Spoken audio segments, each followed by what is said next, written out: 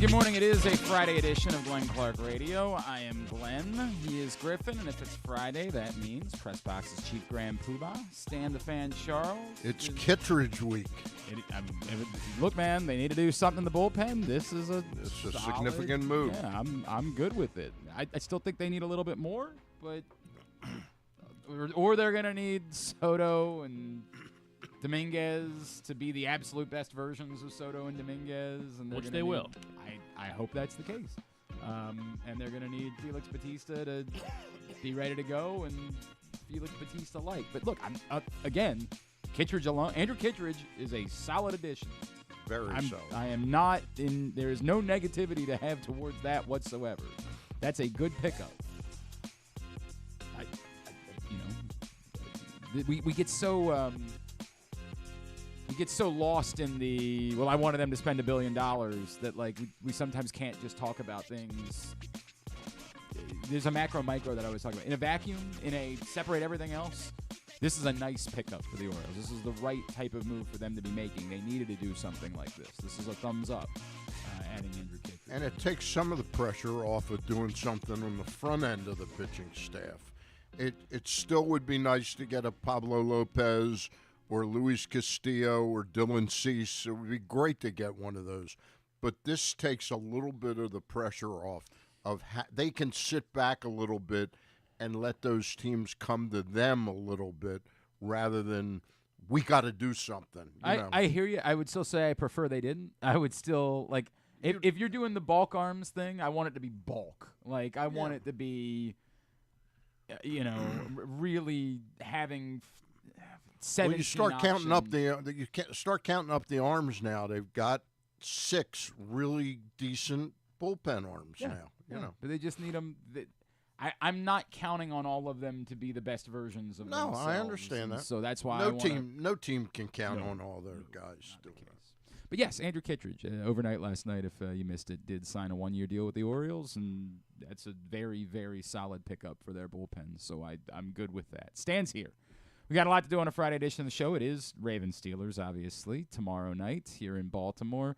We'll talk more about the game. We'll go out to Pittsburgh. Our buddy Tim Benz, who's part of the Steelers radio network, he's their pregame host.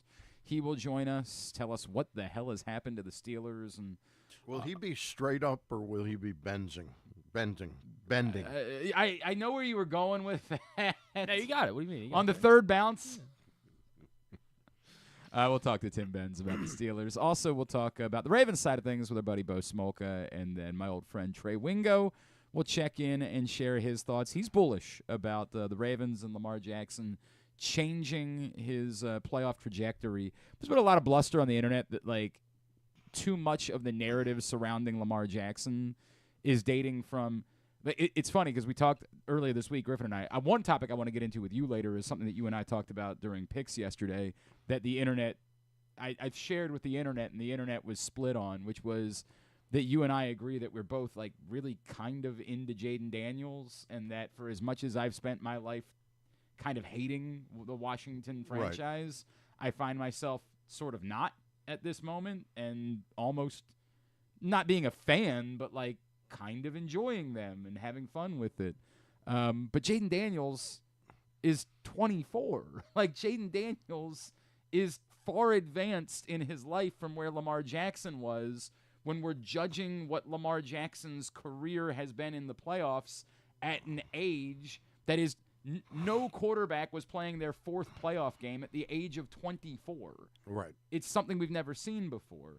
So it's interesting the additional context that we give to this conversation. Look, Lamar's still got to change it. Like, you don't just say, well, no, now he's right. Now it's definitive. Right. Now he's 28, so he's just going to win all the games. But I do think it's fair context to add to what Lamar Jackson has done in the playoffs in his career. So we'll talk about that a little bit more as the show goes on. The Commanders/Redskins, it's so much easier to like them now that Dan Snyder's gone. I mean, that is part of the poison that he was. If Jaden Daniels was fun and likable and Dan Snyder was still the owner, there's no chance that you could ever feel good for the Commanders or feel good for anything like that. Right. There is a part of you again, this is a complicated. We got a minute here. We can do it. That's fine. It's a complicated conversation. What I shared and what you and I talked about yesterday was it's fun to watch this kid play, and he comes off extraordinarily likable. We actually had him on the show last year, and he was great. What, before the draft? Yeah, before the draft, we had him on. He was in Baltimore last year, and he's a great kid. Like he's just he seems like the real McCoy. Yes, everything about him, he sort of checks the boxes, and he plays a fun version of football. There's a parallel there with Lamar. Like there's it's kind of reminiscent of what we've been used to watching. We dig it. Now he hasn't had to deal with the same blowback. In a lot of ways, Lamar paved the way for him. That team said, "Oh, maybe we could have our version of Lamar." And not to say that he is Lamar. He's not yet, but he is a really fun football player. And because you don't have the same feelings, once upon a time, we all hated, this predates Griffin, we all hated the Washington franchise because Jack Kent Cooke tried to keep a team out of Baltimore, and they would shove the Redskins down our throats. We wanted to sit down. When I was a kid, I wanted to watch the Cowboys play the 49ers on a Sunday afternoon, and I flipped on CBS, and they were like, here's the Redskins Cardinals. And you're like, what? I don't want this. Why would anyone in Baltimore want to watch this god-awful game? But they would shove it. You've got a team. You've got the Redskins. No, it didn't exist. So we had these negative feelings. Then we found out that Dan Snyder was a vile, evil human being. It was one thing that he was incompetent, because in a way we kind of appreciated that his incompetence was keeping that franchise from being any good. We had some feelings towards that. But then we found out it was not just that he was an incompetent. He was vile. He was a horrible, horrible human being that was doing truly awful But how do you things. feel about him? I think he's one of the most contemptible humans. He's so contemptible, he'll probably be president at some point. This is what we do as a country. This is who we are as human beings. It's hard to explain. He'll never beat Musk. Yeah, well, right now Musk couldn't be the president, but I wouldn't put it past him to try to. They'll change the laws. That, no doubt about it.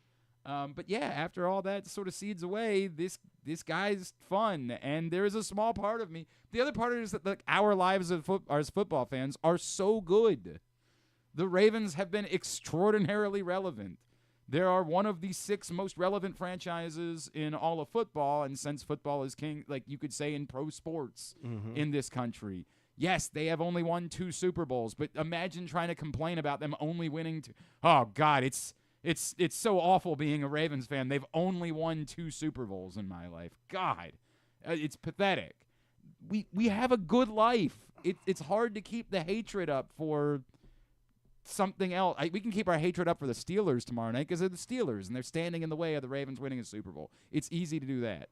But for Washington, I don't know. It just kind of goes by the wayside at some point. Like I've genuinely kind of felt sad for them down there. Like it's been so, and there was a kinship with like how wretched it was to be an Orioles fan for some time, that we understand the difficulties of bad ownership and when you fall in a chasm, it's not easy to just get out of the chasm. 100%. So there's some, like, I genuinely got to a place where I went from, like, hating and despising everything about it to, like, genuinely feeling bad for them. Yeah. Like, no one deserves, as a fan, for this to be your reality. Maybe in Cleveland because of how they treat Art Modell. Yeah. Maybe I'll continue to. Right. I haven't maybe let up on that because, like let Art Modell into the Hall of Fame, and then we'll talk about whether or not I can. That's the curse of the Browns. Yes.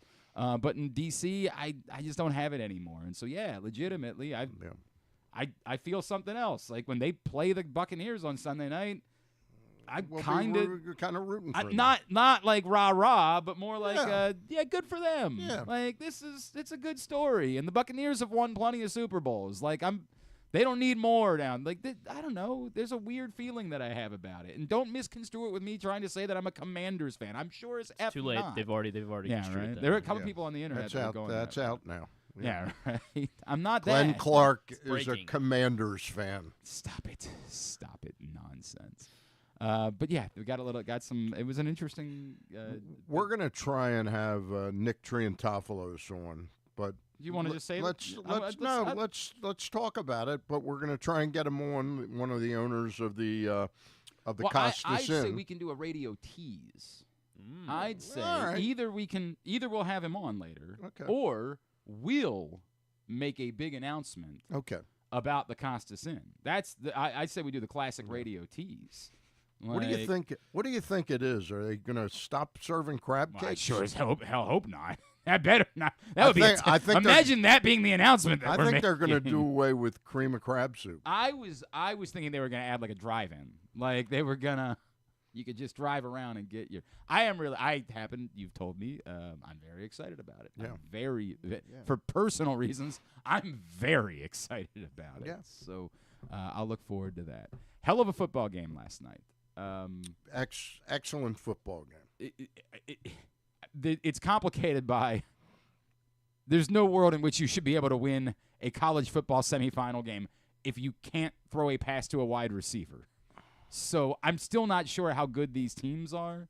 Penn State didn't complete a single pass to a wide receiver all night, and yet they were right in it at the end of it. That doesn't seem like that should be a thing that still exists in I know, unless you're Navy. Yeah.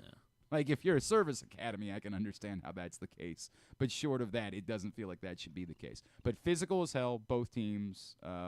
Obviously, look, Notre Dame was in hell. They were getting blown up at the line of scrimmage. They were getting their ass kicked by Abdul Carter, and they... You know what was a revelation to me? I don't watch a tremendous amount of college football. Mm-hmm. I know enough about it to know where Nick Saban lies as a coach, one of the greatest college coaches of all time. Listening to him break down that game at halftime was just so precise. It was really like watching Genius for like about a minute and a half until Kirk Herbstreit had to interrupt him. Because he couldn't wait, to let him finish his sentence. But he was really good at breaking down what Notre Dame had to do to get back in the game. I mean, Notre Dame had to get the ball out quicker. They had to get the ball out quicker. They had to recognize that their offensive line wasn't. Plus, they were down 2 offensive linemen. They weren't going to win, so they had to change the game plan to get the ball out quicker. And admittedly, it was their backup quarterback who got them going on that final drive, although even that almost ended up in disaster when he fumbled the ball. And you're like, I have no idea how Penn State didn't recover that fumble. I think someone made the point. If Abdul Carter does not have whatever's going on with his shoulder, he probably is able to easily rip that away. But they were a completely different team in the second half. Yeah. They got the ball out, and then once they were getting the ball out quicker, it forced Penn State to back out a little bit of the pressure that they were bringing, and that allowed them to hit a couple downfield. It was tremendous. Look, I still think that whoever wins tonight's game is going to be a decided favorite and will likely win the national championship. But give Notre Dame's defense credit; they battled. They love their coach, Marcus Freeman. Really, what an impressive guy. This is going to be another difficult thing because in my heart of hearts, I'm inclined to dislike Notre Dame. I'm inclined. I'm not Catholic. I have they've been shoved down our throats for the entirety of my life. The headline here is Glenn is anti-Catholic. Yes, okay. I hate everyone knows he's with a Dan Snyder fan. With my kids in a Catholic school, everybody knows I hate the Catholics. Everybody knows that's the case. Such a hateful person. Let me tell you, all I'm talking about is the people that I've used to hate that I like them now. That's all. It's like I'm. He makes it hard to not have some warm feelings toward them. He's tremendous. He really is. The way he handled his interviews and nothing against James Franklin because he did a good job too. A lot of people they're talking about James Franklin from his press conference saying that Penn State should be in a conference. I'm like, I think he made a good point. Yeah. Like I think he was right. You mean Notre Dame should be in it? Yes. Yeah. Oh, did I say Penn State? I did. Right. Yeah. The day before, and it was weird because he's sitting right next to Marcus Freeman as he's saying it, but he was asked a question about, and he was talking about, hey, this should be equitable. Like if we're playing extra games, then everybody should be playing. And he's right. Yeah, I agree. Penn State was the only team that played on conference championship weekend that was still standing in the semifinals. Mm-hmm. None of the conference champions made it to the semifinal. They do have to talk about whether it's a good thing or a bad thing. it's a TV event, these conference championship games, so they don't want to give them up. Do they then say, like, everybody's got to play a game of some sort? I don't know what the answer is for how you handle this, but I can understand why they're saying we're risking guys getting hurt that week to play an extra game, and all these other teams. And you have a bye. Get a bye. Yeah. How does that – how is that fair? How is that equitable? And he's right to ask that question, but the entire internet's, like, dunking on him, like – all you're doing is giving them bulletin board material. Like, is that what qualifies as bulletin board materials? I think college football should be equitable. Like, where are we as a society? Good, excellent point. But anyway, my point was I just was so impressed with how he handled himself the whole evening. And you know, obviously the big story being he's the first black coach to lead a team to a national championship game, which, you know, my God, it's 2025. That's a little overwhelming that it's taken this long for something like that to occur. But what I appreciated after the game was he wasn't trying to be dismissive of it the way that, like, Joe Mazzulla, like, wants to be ashamed of, like, being a black head coach. He knows that it's significant. He understands that, and he both wants to acknowledge it and then turn around and say, but I don't really want to talk about it because it would distract from the what team. We just did. Yeah, it would distract from these guys and what they – I appreciate it, and I know it's significant, but I would really rather talk about this. I know we have Tim Benz coming up in just a minute, but and we can talk about it later, but I was really taken this week that two black first-year coaches both got fired this year. And, you know, bravo to the league and the teams for hiring black coaches. But, boy, you watch some of the coaches that survive. And I'm not in favor of any coach always getting fired or anything like that. But what do these owners think that these coaches were going to do, that they were going to be miracle workers in their first full seasons? That's the insane part about it. Yeah. Like, the Patriots gave Gerard Mayo a CFL roster. They gave him a CFL roster. Right. And then said, how dare you not win. Now, look, again, I can't speak to the inner... I mean, and Robert Kraft, God bless him, he went out of his way to try to be effusive. To try to be effusive in his praise for Mayo. But the bottom line is Bill Belichick didn't win immediately when he first coached a team. You're the one that should be giving him a shot to go 2 or 3 years before you make that decision. Maybe look at your general manager who said, yeah, exactly. Go try to do this with no wide receivers. Yeah. Go try to do that. Like, you can't, as we joked about with Drew the other day, I can name 5 players on that team. The average football fan couldn't name 5 players on the New England Patriots. They could not have a worse roster to go try to win with. Now, somebody else would say this is a unique circumstance. They're only firing because they badly want Mike Vrabel. Right. And because Robert Kraft thinks it's embarrassing that the guy that's the hot name on the coaching market was his guy. He's my guy, and he's not going to be my coach. Still, it's a bad look. You can't get around that, and there have been reports that maybe Gerard Mayo wasn't fully ready for the job. But, dude, you hired him. Right. Like, you made that choice.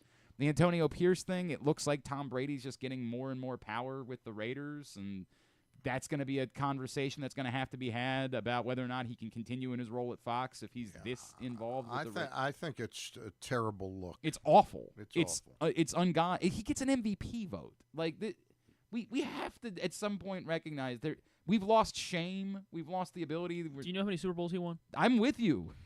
But he's basically the headline here is he hates Tom Brady. Okay.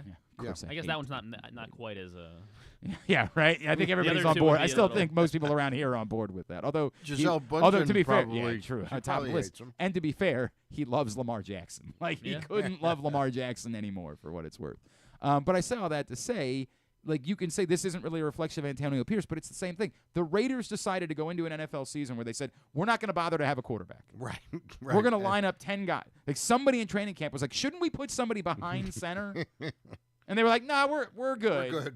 We're good. We'll just play 10 on 11. And then they're mad at Antonio Pierce because he couldn't win 10 on 11 with the one that was missing happening to be the most important position on the field. Well, how dare you? You couldn't go beat the Chiefs when you. And by the way, he damn near did beat the Chiefs. So if he's the one that kind of ends up deciding who's going to be the coach of the Raiders, and then he's broadcasting a game where that coach is. Oh, I assume that they can't put him on a Raiders team. Okay. I assume that's got like. But I know the but NFL is conversation shameless. can come up at some time. Oh, 100%, right? Yeah, where he's talking about it. Yeah, they're going to have a bigger conversation about all of that. And it's not like his broadcasting cachet is so it's not like he's Tony Romo. He's fine. Yeah. I think Greg Olson's better. I think Greg Olson's been one of the best color analysts in football. I agree. Charles Davis is really good, but as NFL color analysts go, I think Greg Olson might be at the top of the list at the moment. And in fairness to Brady, he'll get better. Yeah, of course he will. Right. Yeah. Of course he will. If he keeps doing it, but that's the question. All right, Griffin, remind everybody about the CIAA tournament, please. I would love to. Baltimore is welcoming the excitement of the Food Lion CIAA men's and women's basketball tournament once again to CFG Bank Arena this year from February 25th through March 1st. Make sure you get your tickets now at Ticketmaster.com for the Food Lion CIAA men's and women's basketball tournament, again at CFG Bank Arena, February 25th through March 1st. Ravens Steelers tomorrow night in Baltimore in the wild card round. Joining us now to tell us a little bit more about the reeling Pittsburgh Steelers. He is their pregame host on WDVE Radio, also with the Pittsburgh Tribune-Review. He is our old friend, Mr. Tim Benz, and he's back with us now here on GCR. Tim, it's Glenn and Stan in Baltimore. It's great to catch up, man. Thank you so much for taking the time for us this morning. Yeah, I think reeling is the nicest way that the Steelers have been described in the past 4 weeks, at least here in Pittsburgh. Tim, is it as bad as everyone thinks it is? Like, to be fair, they got the ball back with a chance to go win the game against the Bengals. Like, they were extraordinarily competitive with the Ravens, and it was a couple of turnovers that proved to be the difference in that game.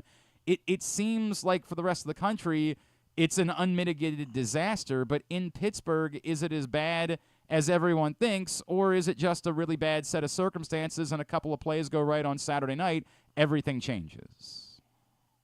Certainly, if a couple things go right on Saturday night, everything changes.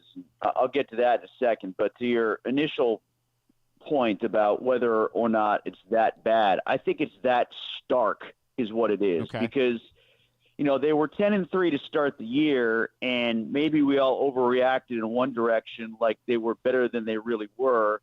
And then to see them play against really good teams, 3 really good teams in a row, and then one of the hottest teams in the AFC and the Bengals to wrap up and lose, it was just a reminder that we probably blew that hot streak way out of proportion. And it was reinforcing the theory that I think a lot of people had in Pittsburgh coming into the season, which is they're still a cut below the top teams in the AFC by a significant margin, meaning Baltimore, Buffalo, and Kansas City, especially when they played those teams plus Philly right in a row. Like I keep calling it the snow globe theory. If you took the season and shook it up and they came out 10-7 and the second wild card with a chance to go to Baltimore and beat the Ravens in a playoff game, every single Pittsburgher would have signed up in blood for that, based on what we weren't sure about when it came to the quarterback situation. But when you get to 10-3, you feel great about yourself, and then you see how far below everybody else you still are that matters. It's kind of a kick in the gut. Tim, give me your report card, because you see him up close every week on the season of Russell Wilson. Real good early, and I think as this streak has gone, so gone has the season of Russell Wilson. Yeah. The big thing with him that I'm surprised that we've seen, because he was good at it, and the reputation coming out from the day's end of his career in Seattle and the short time in Denver was, he was always prioritizing keeping the pass completion percentage high and the interceptions low, and he was somewhat risk averse, and he had to scramble out of the pocket to protect plays because he couldn't see what was going on down the field, and it was all a matter of time before that last thing manifested, I guess, against better teams. But the turnovers have been the problem, and it's not just turnovers. Like, there's been a couple that you can just categorize as, oh well, that's a turnover. But the time and the location, the placement of the field, the time on the clock, the momentum of the game, they've been huge.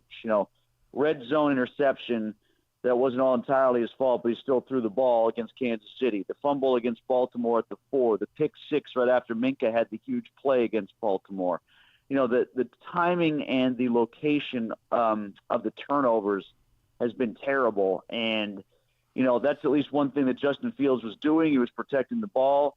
That's one thing that Russ was doing really well as hunting and finding big plays that Fields wasn't for the first 14 weeks of the season. And then it's really gone downhill from there. 13 weeks of the season, I should say. Tim Benz is with us as we're talking Ravens Steelers here on GCR. Tim, I wonder if there's something that would concern me in this side of the game. It would be that part of what's happened still has a lot to do with the health of two particularly key players in T.J. Watt and George Pickens, and for the fact that they have not looked like themselves. My concern would be, hey, they're a little bit closer to healthy this week, and they look a little bit more like themselves. Is there a plausibility of that going into this week, that some of what we've seen the last 4 weeks can be more correlated to that, and it's possible that could help turn things around for the Steelers? Yeah, to a degree. I think there's some truth to what you're saying with Watt. I'm not sure if he's as close to 100% as everybody wants us to believe. That foot, ankle, Achilles, whatever it was that, he hurt himself on late in the game, was rolling around in the field, like that did cause some alarm for people here in Pittsburgh for sure. And the fact that he came back so soon was a welcome relief. But we've also seen this from TJ before, where if he's not 100%, he's playing compromised. He looks like he's about 50%. So, and of course, he's still getting all the attention in the world from double teams and chip blocks and things of that sort. Now, Pickens is a little bit of a different story insofar as there was some belief he could have come back a week earlier than he did, but they didn't want to rush him because of the compact schedule that Pittsburgh and Baltimore and Houston, KC were all going through in that 3-11. So they just held him out the extra week, and he was totally good to go. And let's be honest, his shortcomings last week had nothing to do with his ability to not get open. Right, he just dropped the ball. He was open, he just dropped the ball. Yeah. He didn't sprain his hand, he sprained his hamstring. Yeah. So, I'd love to put it more on the injury, but I think that's just George's inconsistencies and temperament sort of intertwined with just having a bad day production-wise, which is rare for him. His issues always seem to be more about, where his head is more than where his ability is. Tim, I know you got your hands full covering the actual football team, but you're an observer of the fan base there in Pittsburgh. And I'm wondering, I've always been, first of all, the most passionate fan base in all of American sports, but they've always had a bravado about them that, that the Steelers are going to win, almost like, well, we're invincible because we got our terrible towels. Are you feeling any of that right now with this fan base? No, especially since it's on the road. Maybe there'd be more of that if Baltimore was coming here, although Baltimore won here in 2014 in the playoffs too. Yeah. The Lev Bell thing getting hurt right before that was a big asterisk that people hang on that game around here, but Baltimore still won the football game. So the short answer to your question is no. A lot of that is eroded, and for good reason. I mean, it's been 8 years since this will be 8 years, I should say, if they lose this playoff game without a postseason victory. That's a long time. Wow. A lot of the, hey, Mike Tomlin's never had a losing season conversation that the national media pumps out there all the time is countered by frustration here in Pittsburgh with the fact that he's been the head coach for 18 years and 14 of them have ended without a playoff victory. No one frames the conversation like that out of Pittsburgh, but we're spoiled and we ask too much and we're too mean to Mike Tomlin when we bring up the negatives of his coaching record. There's a real push-pull between the fans here in Pittsburgh and the national media with how Tomlin specifically is talked about. And it's sort of a whipping yourself with a wet noodle thing after a while. The frustrations of wanting more have sort of eroded that confidence of what you're talking about, which is, we constantly point out why Tomlin should be criticized more. And eventually you start listening to yourself and you say, well, every December they play their worst football and it gets worse, not better as the season goes along. And you just sort of back into the playoffs and hope the Chiefs and Bills and now the Ravens don't beat you by 21. That's kind of been the way it is. They get help from an AFC South team that loses the last week of the season. They beat somebody who rests their starters. They get into the playoffs as the 7 seed, and then they get poleaxed by Patrick Mahomes, Josh Allen, or maybe in this case Lamar Jackson, and people are sick of it. Wow, that was that man, you had that one in the chamber, Tim. I teed it up. I teed it up for Let's just say Tim. it's been top of mind for the last half decade or so. I mean, it's not. You sound like he sounds exactly like me with Harbaugh. No, it's so funny. I was about to say, like, it doesn't sound all that dissimilar to the way that some people, and Stan has acknowledged that he's one of them here, that, you know, for everything that the Ravens have done well, and they have, but it's been 12 years since they've won a Super Bowl, and they haven't been back to an AFC championship game since that point. And there is some of that exists here, too. And everybody around football says, no, you've got a great head coach. And I am on the other side. I think John Harbaugh is a really good head coach, and I think it would be crazy to move on. But we understand the conversation that you're having, that it is a more complex discussion than just good coach. There's more layers to it. If I could, you know, just to follow up on what Stan said, the aura of what had been 8-1 against the Ravens, and we all knew there was a lot of anomaly involved with that, and the number of games that Lamar Jackson didn't play, and a COVID year, and all of that stuff. But it did seem, after the game in Pittsburgh earlier this year, that it was impacting the Ravens. It really seems like the fact that they were able to beat the Steelers a couple weeks ago has changed that. I have not felt any of that. But is there still some of that exists within, like a hubris within the Steelers, that, no, we still genuinely believe we're the big brother when it comes to this conversation? No, I think there's hope, but I don't think there's hubris. I think that was pretty stark what happened the last time out. And I'll keep using that word, but it was really a slap in the face that it wasn't just, okay, the Ravens got theirs this time and they got lucky. It was, they did it the way that we all feared that they should be doing it for years. Like Lamar could throw.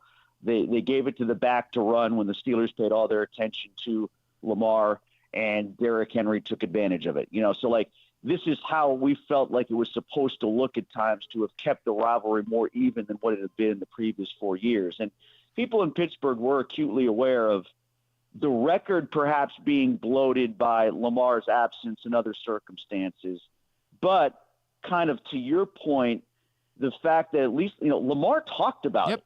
Like, 100%. Lamar was open about it. Lamar spoke into it. And like, when people in Pittsburgh heard that, they're like, oh, maybe he does believe this as much as we want to believe it. So I do think it became a self-fulfilling prophecy for the last 2 or 3 games, but the nature by which they won that football game, like, you know, using the tight ends, Lamar showing what he has become as a passer against the Steelers in the same way he has the rest of the league. Getting the back involved when the Steelers attack Lamar on the RPOs, and finally just doing that aspect of the game and exploiting the Steelers where they cashed in on Lamar and gave themselves a chance to be ripped in other areas of the defense. They did it this time, and now people in Pittsburgh are like, all right, well, with the defense the way that it's waned as the second half has gone along, like, what's the reason for them to not do it again this time? Yeah, but we hope that the people in Pittsburgh are right. We hope that's the case, but we also still know this is Ravens Steelers, and it's hard to have any significant expectation. It's not relevant to Saturday, but I'll wrap with this, Tim. Is it certain that Russell Wilson isn't the like what is the future? Does it depend on what happens in the next couple of weeks? What happens at the quarterback position moving forward? Yeah, I guess it brings it all full circle what I was saying before. You know, the point I wanted to get to was, in a weird, strange way, for as much as I think the Ravens are going to win this game and maybe even cover, it'll be close, but maybe even cover, I'm still happy that the Steelers got the Ravens game this week instead of Houston, because if you go to Houston and beat the Texans, that checks a box. Maybe you get your playoff win and we can stop talking about it, but it doesn't necessarily mean anything. Give the city reason to celebrate or any reason for you to think you've accomplished all that much. So, like, beating the Ravens on the road in the playoffs, that would feel like something. And that would bring, I think, about more reason to bring back Russ. But the shorter answer is I don't know what they do at quarterback, because he hasn't done enough to really make you feel like 3 years and $35 to $40 million is worth it. I don't think we saw enough from Justin Fields to feel like a starter's nod, even at a discounted price, is worth it. I think they are in the quarterback purgatory that we all remembered between Bradshaw and Ben, and it's only year 5. It will only be year 5 going into next season, and that's the real problem, because that dovetails with 8 years without a playoff win already. You know, like they came out of Bradshaw and had 2 playoff wins in the 80s. in 84 and 89. They had one victory in each of those seasons. And then Cowher came along and finally got another one in 94. But we're 8 years in already, and they're just at the start of trying to find the next franchise quarterback. So it feels awfully familiar for anybody who's old enough like me to remember those dark days of the 80s. There's a different tone, but it also in a strange way feels like it could be worse unless they get themselves a franchise quarterback soon. And I don't think it's happening this year based on draft position and available guys in the trade or free agent market. Hard to figure out who that would be. Last quick question. Is there any talk in Pittsburgh amongst fans or the media that they move too quickly on Pickett? From Pitt fans. Yeah. Pitt fans will hold that over Pittsburgh forever. But I mean, it's like, if you watched him against Philly, a lot of the numbers that he was putting up before his ribs got hurt were similar. He was doing the same things and putting up the same numbers and looking like the same guy roughly. So there's not much of that. Okay. And like I said, Russ was better in the first 6 weeks of him starting than Pickett ever was. Yeah. So there's been very little of that. Maybe if they keep neither guy and they have to go get Kirk Cousins or Aaron Rodgers, the skeletons of those two in their careers, or, reach on a draft choice like they did with Kenny a couple years ago, then people will be saying that, but not much. Okay. Not much right now. At Tim Benz PGH, that's how you follow him. And, of course, the Pittsburgh Tribune-Review and pregame host on WDVE. Good stuff. Tim, really appreciate you, man. Thank you for taking the time for us. Let's talk again real soon, all right? Yeah, anytime, guys. Thanks for having me. Thanks, buddy. Tim Benz from out in Pittsburgh with us here on at GCR. Very solid stuff. He's very good at this. Stan, you were back in action this week. I was back in action. Ross, we put together the band. Yeah, the band got Ross back Grimsley and Luke Jackson. We were a couple days in advance of this signing of Andrew Kittredge. Yeah, more breaking down Charlie Morton. But and the rest of the offseason. Yep. And as I've been consistent, I much preferred this move to sort of just a middling starter, another middling starter. I'm liking the Morton move a lot more than most people. And I want to stress one thing because I texted somebody this morning, and he goes, "Yeah, Elias is the king of the 1 year contract." As if that's a bad thing. Well, I mean, But this is a 2-year deal. Yeah, I don't care as long as the player works. I don't really care as much about that. But this one does give the club the option of keeping him to around. bring Kittredge back. You can find Stan, Ross, and Luke right now. Facebook.com/PressBoxSports. Click on the videos tab. Go to YouTube.com/PressBoxOnline or PressBoxOnline.com/video. Bo Smolka next as we look at the other side of Ravens Steelers here on GCR. COVID-19 and flu viruses are circulating in Maryland. But don't worry, protection is within arm's reach. Protect your health with this year's COVID-19 and flu shots. It's safe and convenient to get them both at the same time. Flex your protection. For more information, visit health.maryland.gov/vaccines. This message paid for by the Maryland Department of Health. Whether your focus is luxury and comfort, convenience and technologically advanced connectivity, or sporty performance and aggressive styling, we've got the perfect Highlander for you. Check out buyatoyota.com for deals on new Highlanders from your local Toyota dealer today. The ultimate fan experience awaits you at Sports and Social Maryland. See how we're raising the sports bar with our massive 100-foot media wall featuring 40 HD TVs and a 47-foot big screen. Bet on your favorite teams and this year's biggest events at the FanDuel Sportsbook while enjoying your favorite beers and cocktails, plus our delicious takes on bar food classics. Visit Sports and Social at Live Casino and Hotel Maryland at Arundel Mills. Must be 21. Gambling problem? Call 1-800-GAMBLER. Gambling can be a fun and entertaining experience, but there are risks involved. If you're planning on betting on the game at the casino or on your phone or computer, know your limit, stay within it. Set a budget and a time to stop. Remember, gambling isn't a financial solution, and it doesn't mix well with alcohol or drugs. Know the risks and have a plan before you begin gambling. For free and confidential services, call 1-800-GAMBLER 24/7 or go to helpmygamblingproblem.org. Driving in Maryland? Did you know an Easy Pass from DriveEasyMD.com can save you time and money? Of course you did, because you are a thrifty driver. An antenna reads your EasyPass transponder and automatically deducts the toll from your EasyPass account. There, you just saved money with Easy Pass, all without slowing or receiving a notice in the mail. Well done, thrifty driver, well done. Get your Easy Pass at driveeasymd.com. The votes were all counted, and the results are official. Royal Farms was named #1 for food in the USA Today 10 Best poll, receiving more votes than any other convenience store chain in America. The next time you want to get some good food fast, doesn't it make sense to go to Royal Farms? Voted best in the USA and home of world-famous chicken. Real fresh, real fast, Royal Farms. Contrary to what some people believe, I actually like this guy when he sleeps. Glenn Clark, talking sports. It's so funny, and I won't tell everybody what you just brought up. I'm dealing right now with my older son. Right. Any sport. And like he is asked to watch the North Dakota State-Montana State game on Monday night. He just wants to watch football. He wants to. My younger son, waivers. Like, my younger son and I think my older son had plans last weekend, and we had a day together, and I was like, hey, do you want to run over to the Towson game? And he was like, not really. And he's normally into it, right. But, like, my younger son's just in a moment where, like, maybe he'd like to watch sports, maybe not. Right. And so I'm in this tough spot where, like, I want to say, hey, to my older son, I'll take you to this game. Right. And then if I do that, then my younger son will be like, well, I want to go. Right.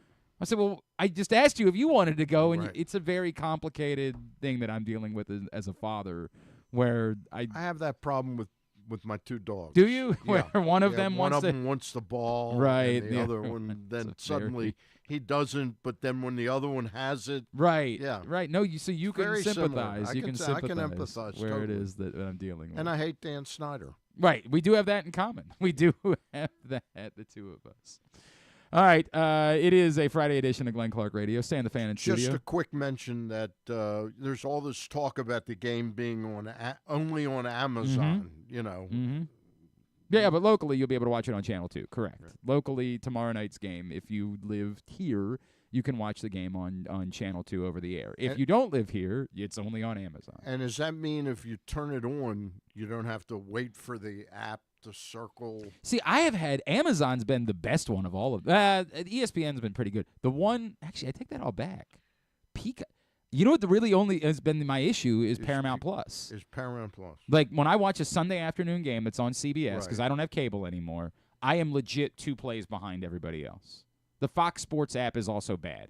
But all of the other, like Peacock, ESPN, Amazon, I'm like, there's nobody on Twitter telling me something. But how quickly do you get on? I mean, you know, maybe a second, like maybe, a but second. I don't know. When I'm it's in not. my It's really not a problem for me. When I'm in my den, yeah, it's like takes like 2 minutes. I to get onto the app. That sounds like you've got performance issues, Stan. That's what it sounds like to me. Sounds like my system has ED. Yeah, something like that. Yeah. This man won't have to worry about any of that because he's going to be at the game tomorrow night. He, of course, covers the Baltimore Ravens for us here at Press Box. He's our friend Bo Smolka, and he's back with us now here on GCR. Bo, good morning. How are you, sir? Good morning. How are you? Everything's all right. I guess we have to start with the Zay Flowers of it all. What does this really look like to you? Because I think that we all believe the Ravens are in a position where they can withstand a short-term loss of Zay Flowers. But we still have to acknowledge the wide receiver depth specifically ain't great. So what do you think this does look like without Zay Flowers out there? No, I mean I don't think you can diminish his loss. He leads the team in targets, catches, yards after the catch. He's a huge part of what they do. I think what it will look like without him. I mean, obviously we saw a little bit of that last week because he missed the entire second half. That game played out a little differently but anyway, I think we will see. First of all, I think they're going to try to run the ball, and fans will be really happy if they do that after the past playoff situations. But I think we'll see more of Isaiah Likely, who is one of the guys who also is kind of catch the mid-range ball and move hard to tackle after he has the ball in his hands. And I think a key guy in this whole thing is Justice Hill, because he's expected to be back. He's a guy that is really good in the kind of swing passes, also gets a lot of yards after the catch. He's quick. Maybe it means more of Keaton Mitchell. Maybe Keaton Mitchell is the jet sweep guy that Zay Flowers has been. But I think the word, obviously Rashad Bateman is going to be a big part of what they do. The Steelers will probably really look to lock down Rashad Bateman and say, all right, fine, Nelson Aguilar and Tylan Wallace, you go beat us. But I think you'll see more of Likely. I think you'll see Justice Hill play a big role in the passing game. And I think you might see Keaton Mitchell used in ways that Zay Flowers has been used. What do you think of Aguilar playing? I mean, you mentioned him, but I still like Aguilar. I mean, he's good usually for a play or two a game. Yeah, yep. It seems when they run him deep, he's not getting separation, but he's a pro, and he'll make tough catches, and so I think he'll be a part of this. Yep. I don't think he'll be a 7 or 8 targets guy, but I think he'll have his spots, and I think he'll compete for contested catches definitely. But I want to run a couple of the narratives that exist going into this playoff game by you and just sort of see what you think about it. The first, of course, being the Ravens' shortcomings in the playoffs overall. How much of a weight do you think that is for Lamar Jackson, for this franchise? Do you think that it really, like, if they were to fall behind 10-0 tomorrow night, that becomes a significant problem for them, or this is a different group that's too good and that stuff just doesn't matter? Oh, I think it matters. I think you can't. Again, Todd Monken hasn't been for all of those. John Harbaugh has. Lamar Jackson has in the course of Lamar Jackson's career, obviously, not counting the one he missed at Cincinnati, of course. But no, I think it has to matter. Now, I will say, you may recall, I think it was 2020. They went out and threw an interception early. They fell behind Tennessee quickly on the road at Tennessee, and they didn't panic that day, and they recovered, and they won that game. But no, I think it absolutely is. I think it's important if they were to fall behind that they just stay composed. And Lamar Jackson said this week that he, sometimes in these playoff games, he acknowledged sometimes he's got a little too antsy was the word that he used. The danger would be if they fall behind 10-0, 13-0, do they try to force their way back in quickly?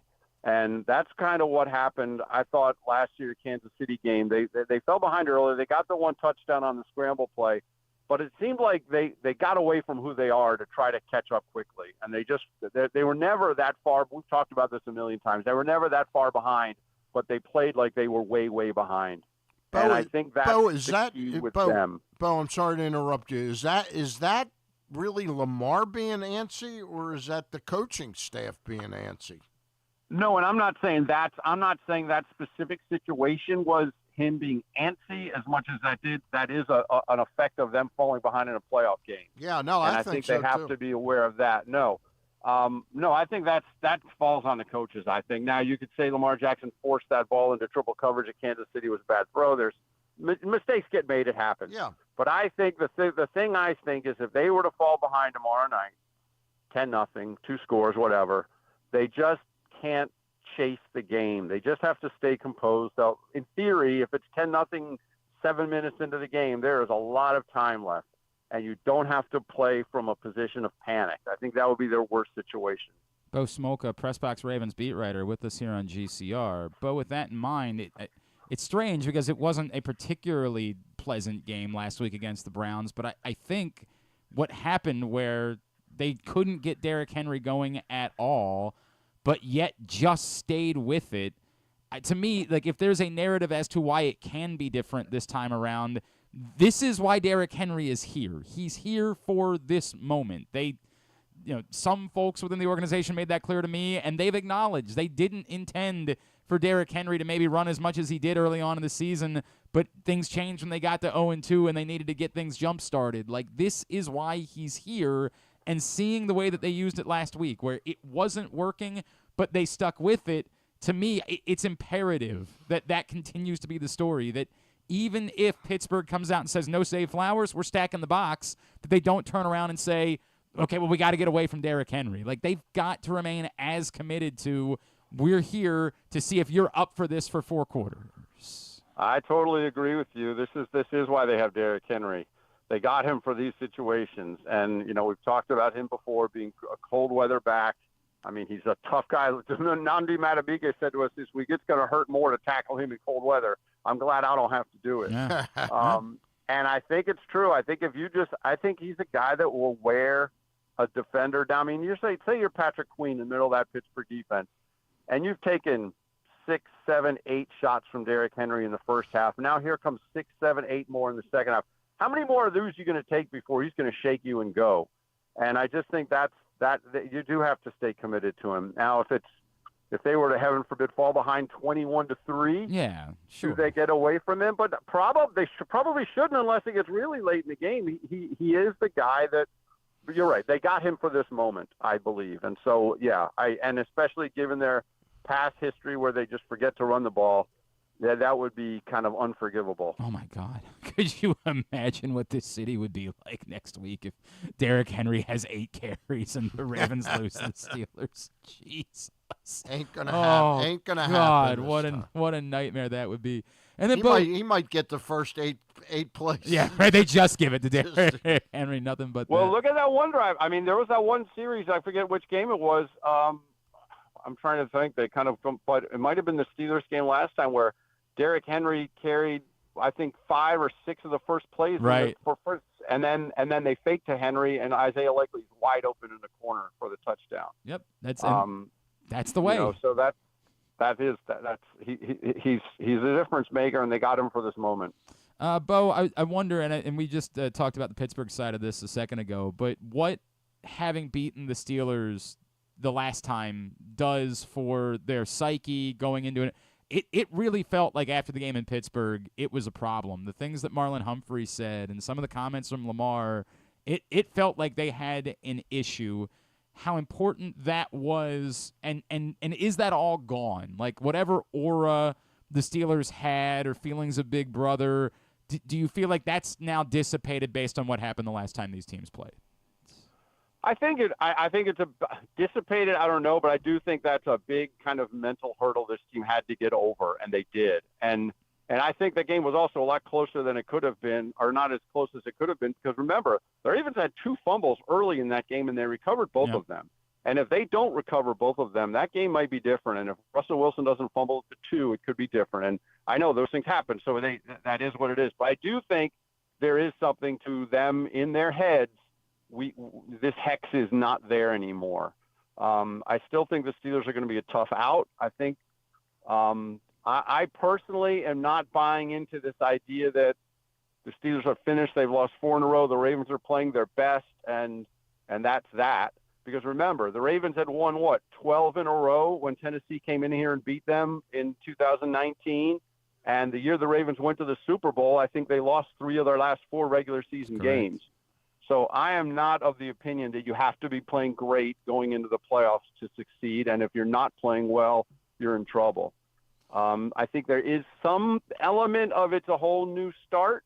But I think for the Ravens specifically, getting that win over Pittsburgh after the way things had gone for the last few years, I think there is a mental hurdle they cleared there.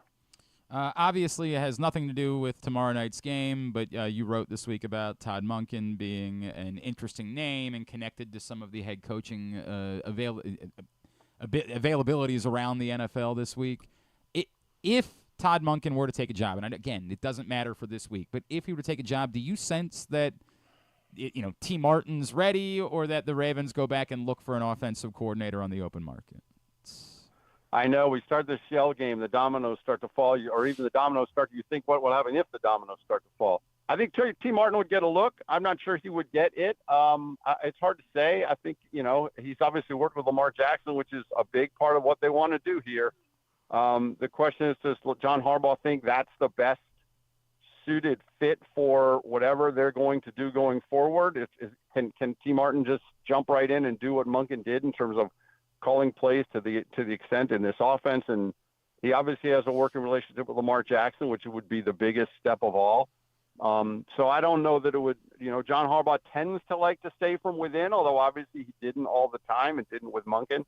So it's hard to say, but I would put him certainly in the short list as someone that would be considered. And obviously, historically, a good thing for trying to hold on to your coordinators was to keep winning and to stay in the playoffs and let teams get antsy and just hire someone that's available in the meantime. It doesn't always work out that way, but it might benefit the Ravens if they just keep winning games and then nobody can hire Todd Monken for a little while. That might behoove them. At B Smolka, of course, is how you follow him. PressBoxOnline.com is where you see all of his stuff. Bo, got to mention the game last night. Yeah. How excited were you to watch Notre Dame? I was very excited. That was epic theater. And I wrote this morning, I mean, there's really nothing like sports in terms of live theater. It was just, there was so much drama. There were so many emotional swings. And, I mean, that Notre Dame kicking game most of the year was a mess because, two kickers were hurt. And then they come down, they make the great interception on the play. The same guy that made the interception is the guy that got called for the holding early in the game. It was a fabulous game. It was. It was an outstanding football game. And now they await, of course, the winner of Ohio State, Texas tonight. Bo, appreciate you, brother. We will talk to you no matter what's going on next Friday. Thanks for doing this as always. All right, sounds good. Talk to you later. Bye-bye. Bo Smolka with us here on GCR. And, of course, Bo also wrote our cover story for the Best Of issue of Press Box, which is available at your neighborhood Royal Farms, any of the hundreds of locations around town where you find Press Box. And you can read it all at PressBoxOnline.com/bestof. Not only is Lamar Jackson our Mo Gabba Sports Person of the Year, but also inside you find the top people, performances, and moments of the year. Go get that right now. When we come back in, we'll still do the tease, and we'll just be telling people about it. Yep. We'll still do that. Yep. Okay. When we come back in, Trey Wingo will join us. He says this is the year for the Ravens to change for Lamar Jackson to change the narrative. We'll talk to him about that next. Glenn Clark Radio. The ultimate fan experience awaits you at Sports and Social Maryland. See how we're raising the sports bar with our massive 100-foot media wall featuring 40 HD TVs and a 47-foot big screen. Bet on your favorite teams and this year's biggest events at the FanDuel Sportsbook while enjoying your favorite beers and cocktails, plus our delicious takes on bar food classics. Visit Sports and Social at Live Casino and Hotel Maryland at Arundel Mills. Must be 21. Gambling problem? Call 1-800-GAMBLER. Driving in Maryland? Did you know an Easy Pass from DriveEasyMD.com can save you time and money? Of course you did, because you are a thrifty driver. An antenna reads your Easy Pass transponder and automatically deducts the toll from your Easy Pass account. Learn more at DriveEasyMD.com. PressBox's Project Game Day is the place to be after every game this season. Join Glenn Clark, Rita Hubbard, Super Bowl 35 champion Femi Adebayo, and our cast of regulars as they break down what happened, why it mattered, and what it means moving forward. You can watch the show at PressBoxOnline.com/gameday or PressBox's Facebook and YouTube pages. Project Game Day is brought to you by the Green Turtle Sportsbook in Towson and Canton, Easy Pass, and HelpMyGamblingProblem.org. So join us for Project Game Day after every game day this football season at PressBoxOnline.com/game day. Treat yourself and taste the Baltimore tradition that is the legendary Costas Inn. Hey, it's Stan the Fan Charles. For over 50 years, the Costas Inn has been a Baltimore original, dishing out their amazingly scrumptious, fat, award-winning crab cakes and steamed crabs. Every season is crab season at Costas, so make your plans now by calling 410-477-1975 and reserve your taste of heaven. Sit back, crack some crabs, and watch the Ravens chase down another title on Costas' 15 TVs. On Monday nights, Costas offers their half-pound jumbo lump crab cake with 2 sides for under $30, and there are nightly specials Monday through Friday. So head on down to the Costas Inn at 4100 North Point Boulevard or visit them at CostasInn.com. Gambling can be a fun and entertaining experience, but there are risks involved. If you're planning on betting on the game at the casino or on your phone or computer, know your limit, stay within it. Set a budget and a time to stop. Remember, gambling isn't a financial solution, and it doesn't mix well with alcohol or drugs. Know the risks and have a plan before you begin gambling. For free and confidential services, call 1-800-GAMBLER 24/7 or go to helpmygamblingproblem.org. COVID-19 and flu viruses are circulating in Maryland. But don't worry, protection is within arm's reach. Protect your health with this year's COVID-19 and flu shots. It's safe and convenient to get them both at the same time. Flex your protection. For more information, visit health.maryland.gov/vaccines. This message paid for by the Maryland Department of Health. Coming back in here with Glenn and the other guy, Garrett, whatever his name is. You know who they are. And if it's a Friday, that means Stan the Fan Charles is here as well in studio with us. Can you turn Stan's mic on, please, if you don't mind? Thank you. What a slight by Drew Forrester. That he pretended like he That's forgot Griffin. what Griffin's name is. Griffin. Yeah, that's his bad bit. Drew does a lot of bad bits. That's high on the list every That's time his he nickname. comes in. I mean, his middle name. Hey, Drew Bad Bits. That's correct. That's a fact. It's actually, I think, his government name. Hey, Trey Wingo is going to join us a little bit later on this hour, but really appreciate this man squeezing us in as he's going to be in Baltimore tomorrow night working Ravens Steelers for Westwood One. Always a pleasure. Also, he's got to be riding high today after Notre Dame last night. Holy smokes. Oh, my God. He is the great Mike Golic, and he is with us now here on GCR. Mike, it's Glenn and Stan. It's great to chat with you. Thank you for taking the time for us. Yeah, no problem. And you're right. Last night was riding a low and then a high. A low after the first half of what the hell is going on. Penn State just outplayed Notre Dame, save for that last drive when the backup quarterback got on the 3 on the end of the half. But then, boy, that second half, that fourth quarter, 31 points scored by both teams in what was supposed to be an easy under bet. Turned out to be the over. No, it was a great game. Tremendous football game, highly entertaining. As Stan and I talked, look, you know how this goes. If you're not a Notre Dame person, you're inclined to dislike Notre Dame. It's the way that it goes. Yeah. But damn it if Marcus Freeman doesn't make it really difficult, because he just seems to check every box of exactly what you would want to be the head coach of your football program. I mean, he's young, he's energetic, he's a great recruiter, not just of high school players, but in the portal as well. As he said, they'll minor in the portal. They won't major in the portal. But he's uplifting to his players. He's positive with his players. Listen, obviously he's a coach during practice and such. But he's uplifting to his players, and the players just love playing for him. And, damn it, he's good looking. I mean, my God. That just can't be overstated. Mike, we are, of course, excited about having you in town for Ravens Steelers tomorrow night. There's a weight that the Ravens are carrying for being there in the mix, all the success they've had, 2-time MVP. It hasn't translated into the playoffs. Is there something about this team that would make you feel like it would be more likely that it might translate this time around in the playoffs? Well, I mean, listen, they haven't, and you just wonder how much it affects them mentally. Because physically, they're a great team. I mean, there's no doubt about that. But mentally, they just haven't climbed the hurdle of the playoffs. So there can be it's like in the regular season when one team kind of owns another team or vice versa.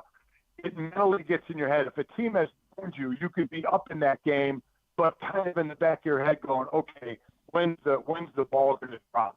When's the wind going to go out of our sails? Because we normally lose this game. So you wonder how mental it is for Baltimore at this point, because they have the talent. I mean, but they just haven't gotten over the hump, and that's what it is with Baltimore. It's like, ho-hum, the regular season. Now, they did have to flip-flop with Pittsburgh the last 4 weeks of the season, Pittsburgh losing all 4, Baltimore winning all 4 to win the division. But the expectation is for Baltimore to be in the playoffs. The next step for them is to make a dent in the playoffs. No doubt about it. Something tells me, look, this is why Derrick Henry's here. Can that be? Can the difference in coming up short in past years and getting over the hump be just a commitment to he's here for this, he's getting the ball for 4 quarters, we don't believe you have it in you to defend this guy for 4 quarters, and by the way, we still have Lamar Jackson after that? I think, listen, the 2 best pickups in the offseason were Derrick Henry and Saquon Barkley. No doubt. I mean, absolutely no doubt about that. And look at them; they were 1 and 2 in the league. Rushing, one was over 2,000, and Derek was close to 2,000. They're the top rushing team. They were the top rushing team last year, but it just feels different with Derrick Henry, especially the way he can take over in the second half. You know, they can bludgeon you. He can bludgeon you in the second half and in the fourth quarter. I definitely think he's a difference maker. Now, Baltimore's without Zay Flowers, so you kind of lose that stretch the defense, though. I do think Isaiah likely can likely stretch the defense, pun purely intended there. I see what he did there. There you go. I think he has the ability to do that. But as far as ball control, I think Derrick Henry is just the ultimate hammer. Mike, first of all, real honor to talk to you. I've really enjoyed you over the years, on the air. Wanted to ask you a little bit about the Steelers. I heard this morning, Steve Kornacki on NBC was talking that the Steelers are only the third team in NFL history to come into the playoffs on a 4-game losing streak. How important is that statistic? Oh, I think it is important on how you're playing. We always talk about where are your injuries. You get hurt early in the year. Is attrition then you get your players healthy by the end of the year? Well, another thing is how well are you playing by the end of the year? Like I said, Baltimore's on a 4-game winning streak. Pittsburgh lost a division lead by losing their last 4, and their offense has just basically, unfortunately for them, become anemic, averaging just 14 points a game after averaging 28 points since week 7 to week 14 when Russell Wilson became the starter. They've dropped in every major category on offense, from passing yards to total yards to score. So that hurts them. That's kind of and again, it's not one game; it's 4 games. It's the 4-game cumulative effect. So they have to break out of that. They have to find a way to break out of that. It's going to be very difficult. Now, Pittsburgh always has a tough defense, but it's going to be difficult to average 14 points a game, score 14, and beat a Baltimore team. Follow-up, you've watched the Ravens enough this year. What do you see as the keys to why the defense was able to flipped step upside down, yeah, right? Flip upside Went from down. the worst pass defense in the league to the best defense in the NFL in the second half of the season. Exactly right. Weeks 1 to 10, they were dead last in passing yards, and now they're first in weeks 11 to 18. I think Kyle Hamilton has a lot to do with it, the way they're positioning him on the field. I think that has a lot to do with it. They were nicked up again, a couple players nicked up, including Kyle Hamilton. But a lot of it is obviously just execution. They know they had the ability. When they were the worst pass defense in the league, that really wasn't them. They shouldn't have been that. But that's exactly what the record said and the stats said. But I do think kind of moving Kyle Hamilton around or putting him a little bit back deeper again.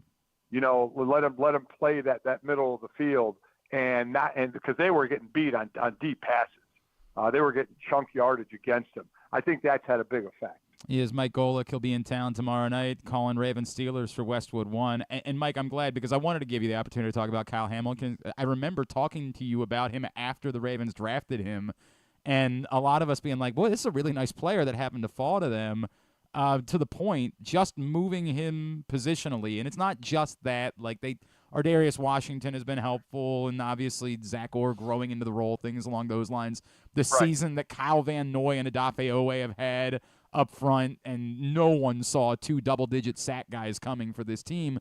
But Kyle Hamilton, it's difficult to define with statistics, but it's looking like the Ravens have found their next great defensive player, that he's in that ilk. Maybe we're not saying Ed Reed, Ray Lewis, because that's the greatest of the greats, but it really feels like, without there being a specific statistic to tie it to, that you're watching the next transcendent Ravens defensive player right now.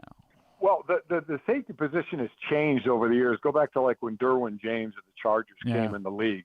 He could play deep. He could play linebacker position. He could play on the line. That's what the safety position has turned into. You have to be vertical because it is a passing league. So you need a safety that can play back. You need a safety that can cover the tight end. You need a safety that can blitz from the linebacker position or blitz from the line. And we know Baltimore will do that. So the versatility of a safety has been key. And then you add in his size at 6'4", 2.25.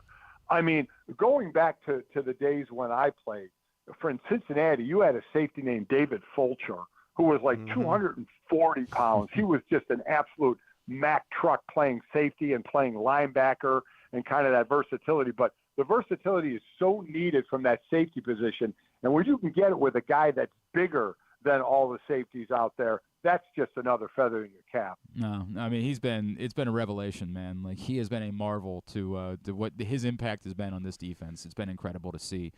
Mike, what would concern you? I know some of it is just, hey, the ball's not round and this is the playoffs. You never know. But is there anything that would concern you about the Ravens' ability to not just win tomorrow night, but make a deep run in the playoffs? Well, I mean, turnovers. Yeah. Right? Lamar has thrown at least one interception in all those games against Pittsburgh.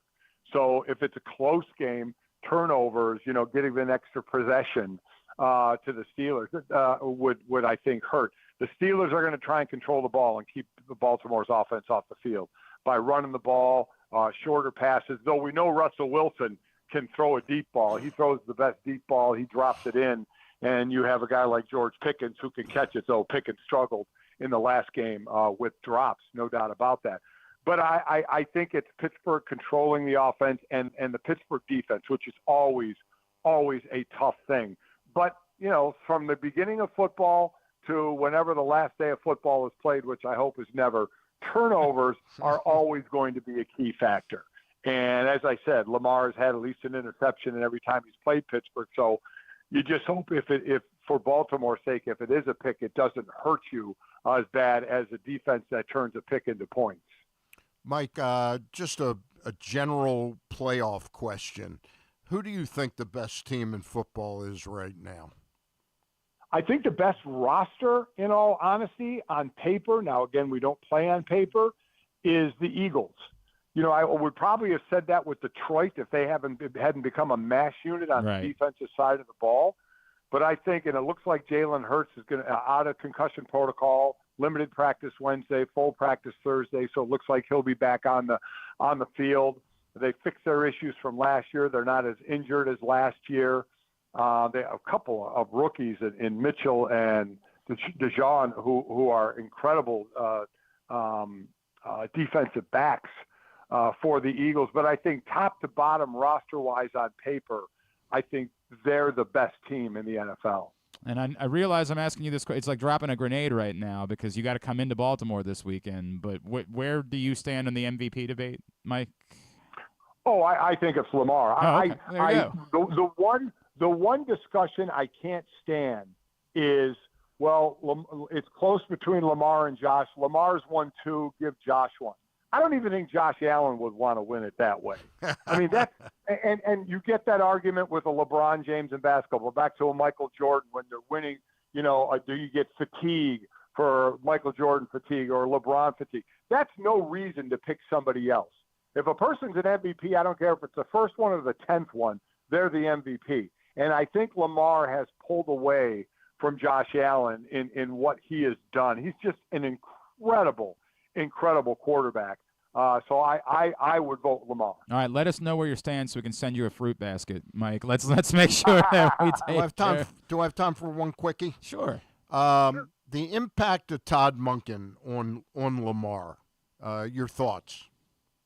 Oh, I mean, obviously it's huge. When we always talk about a head coach, their influence, and a lot of head coaches, be it offense or defense, they'll call the plays. Obviously, this isn't the case here. It's the offensive coordinator in Todd Monken. So you always are concerned about relationship of coordinator and quarterback. Is the coordinator getting the talent out of the quarterback that the quarterback's best talents? And Todd Monken certainly is. They have a great working relationship. And working relationship with play caller and game plan designer is always with the quarterback to the quarterback. What plays do you like? What plays do you not like? What plays do you like on certain down and distances? It has to be such a symbiotic relationship, and it seems that Todd and Lamar have it. GoJo and Golic every morning, or every weekday morning, that is, 8 to 10 a.m., the DraftKings Network with Mike and Mike Jr., and then, of course, tomorrow night, Westwood One for Ravens Steelers. That's where you hear him. At Golic is how you follow him.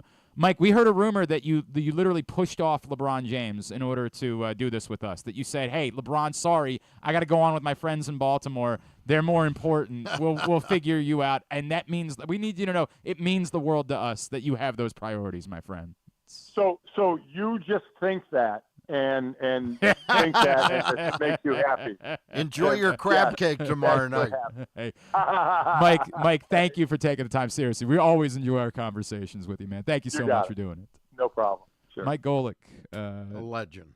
As good as it gets in this business. Yeah. Really, truly, Mike is as solid and someone who obviously came from the career as a professional athlete, but cared about doing this and doing this, and doing it the right way. Correct, doing this really well, and so that's what's made him very good. And his show that he and his son do is outstanding. Like, it's a really, really good show that I would encourage you to check out. All right, so we're just continuing to roll along here on a Friday edition of the program, and Trey Wingo is going to join us in just a couple of minutes. But Stan, you've been wanting to talk about it all morning, and I don't blame you. Well, we've got a partner, and we're very excited for them. We're very good friends with one of our sponsors, and that's the Costas Inn folks. The Triantafilos family have, for me, been very, very special since the mid-'90s. And you might not know, they were good to me before I was ever here at Press Box. I know that. They were good to me from the moment that I started doing this. And they give you cream of crab soup. Hey, it's a damn good one. It's a damn good one. But there's some exciting news about the Costas Inn, and they've asked me to keep a lid on it, but apparently their landlords got a little antsy. The place that has been Nick's at the grandstand at the OTB at Timonium is no longer. And after some renovations are made this spring, late March, early April, the Costas Inn will be opening a second location there. I want to start off with one thing.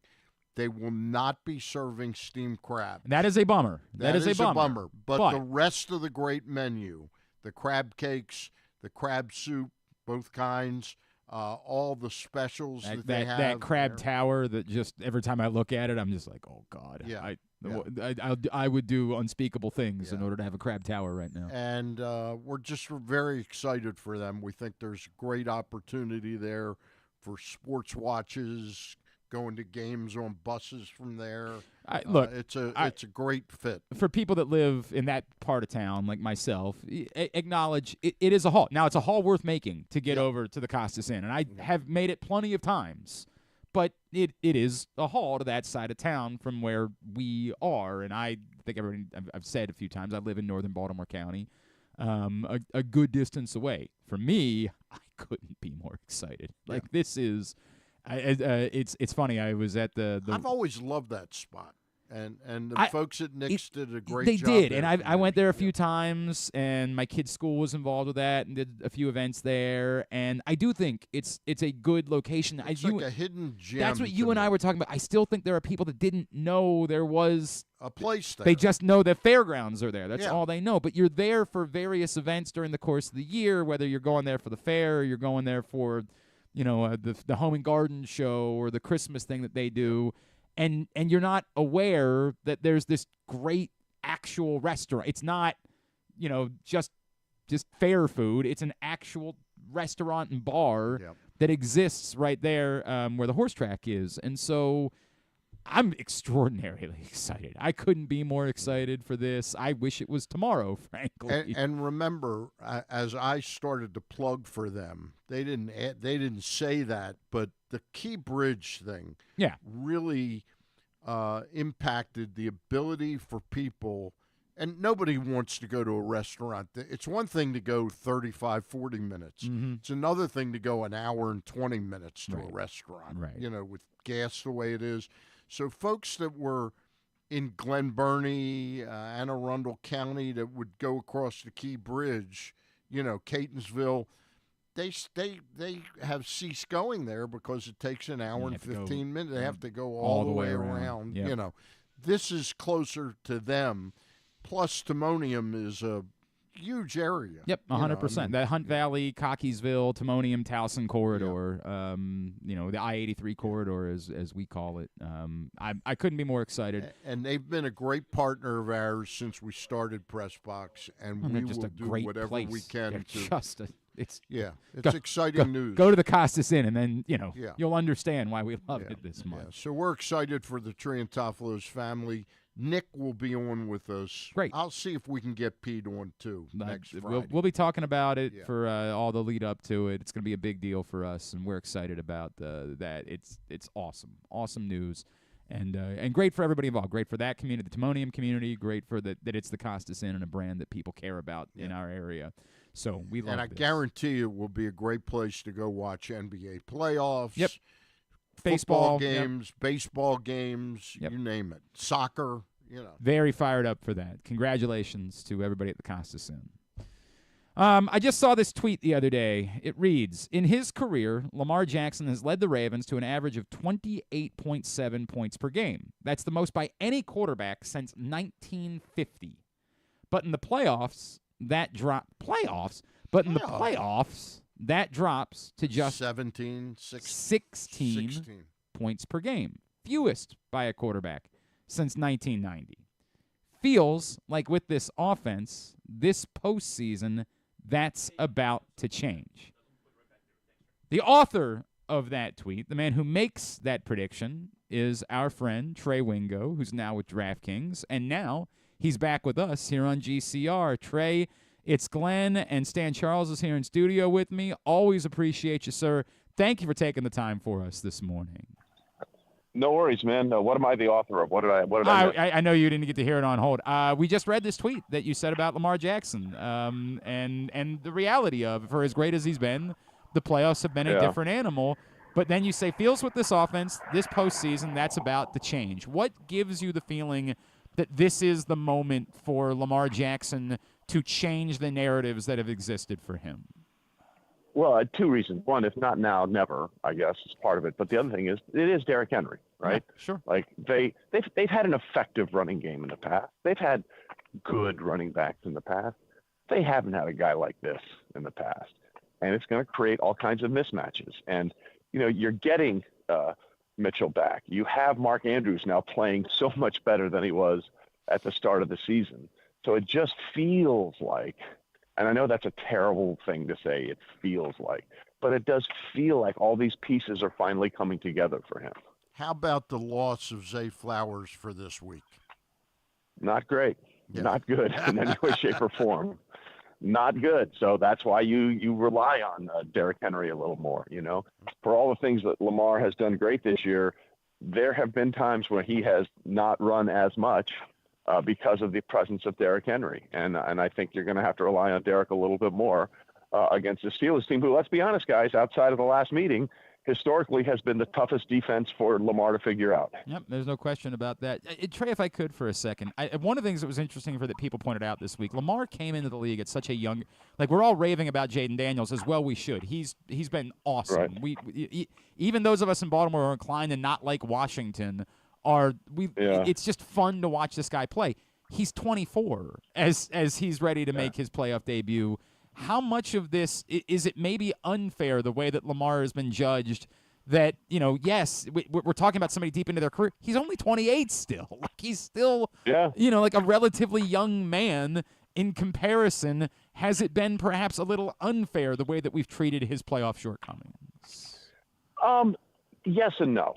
The way I would answer that is, to your point, he's 28 and he's already rushed for more yards than any other quarterback in the history of the NFL. That's also true. Yes. Okay, that's a ridiculous statement. That's an insanely stupid statement. So there's that. But unfortunately for Lamar, we live in the Patrick Mahomes era. Right. Okay, and just to put it in perspective, Patrick came into the league 1 year before Lamar, but only played one game. So essentially, their starting careers began in the same year in 2018. With Mahomes, the Chiefs are 15-3 in the postseason. To put that another way, should they win their divisional game, and I firmly expect them to, he will have the second most playoff wins in NFL history, tied with Joe Montana, behind only Tom Brady. That's insane. So, yes, it may be unfair, but everything is going through a lens, right? Yeah. Nothing happens in a vacuum. It's like the Mike Tomlin haters. They're like, well, he hasn't won this, he hasn't won that. Well, right, but he started his run in the middle of the greatest dynasty of all time, the New England Patriots with Belichick and Brady, and is finishing up his career in the next dynasty.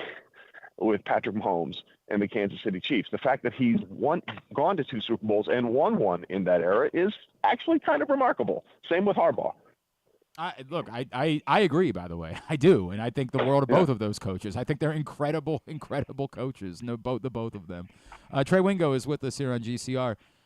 Trey, one more about Lamar. Is there something unique about what you've seen? It's amazing because of the point. He was already a 2-time NFL MVP coming into this season, and yet we all sit back and say, and yet we think he might still be better. Like it almost seems like it was impossible for him to be better, and yet he's somehow better. Does that impact at all why you feel like this can only be held down for so long? You cannot be this good without it translated. It's like what everybody always says about golfers. Like all these guys that we say, they're the best golfer that never won a major. Almost every single one of them eventually wins one. Is that some of what we're talking about here? It is, but I also think he's just been more efficient in the passing game, right? He's just been more efficient with the way he's distributing the football through the air. But again, the other part of it is it's not just Lamar. I mean, last year in the AFC Championship game, the offense got away from and they panicked. They stopped running the ball. So they have to avoid that issue going forward in the postseason. Be who you are, stay true to your identity.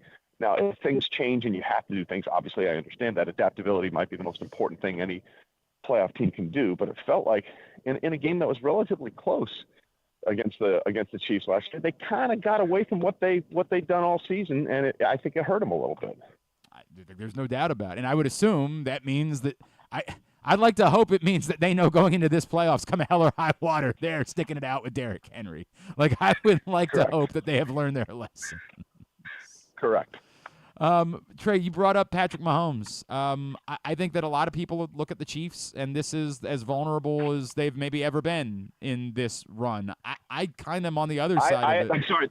Yeah, I'm a hard disagreement. Yeah, I'm with you. Listen, they were vulnerable last year, and they still won the whole damn thing. Okay. Let's just look at people like freaking out about the one-score games and all that kind of stuff. When you've won as much as the Chiefs have or the Patriots did in their era, basically you're going through the regular season to get to where we are now. Like it's this whole setup. Can we just get to where we need to be? And it's a very emotional game, and there's only so many emotions you can have at the time without it sort of draining you. So they played an extended dance mix versions of a season, 3-4 straight years in a row, and they just wanted to get here. I think they're poised now to play their best football of the season. And people were freaking out about all the one-score games. So what did they do? They went into Pittsburgh on Christmas Day with their full complement. Hollywood Brown, Xavier Worthy, Isaiah Pacheco, Kareem Hunt, DeAndre Hopkins, Noah Gray, Travis Kelce, and they put a 19-point beatdown on a team that won 10 games, that had everything to play for in that contest. So I don't think they're vulnerable at all. I think they were vulnerable last year, and they still won the damn thing. I see them as much less vulnerable this year.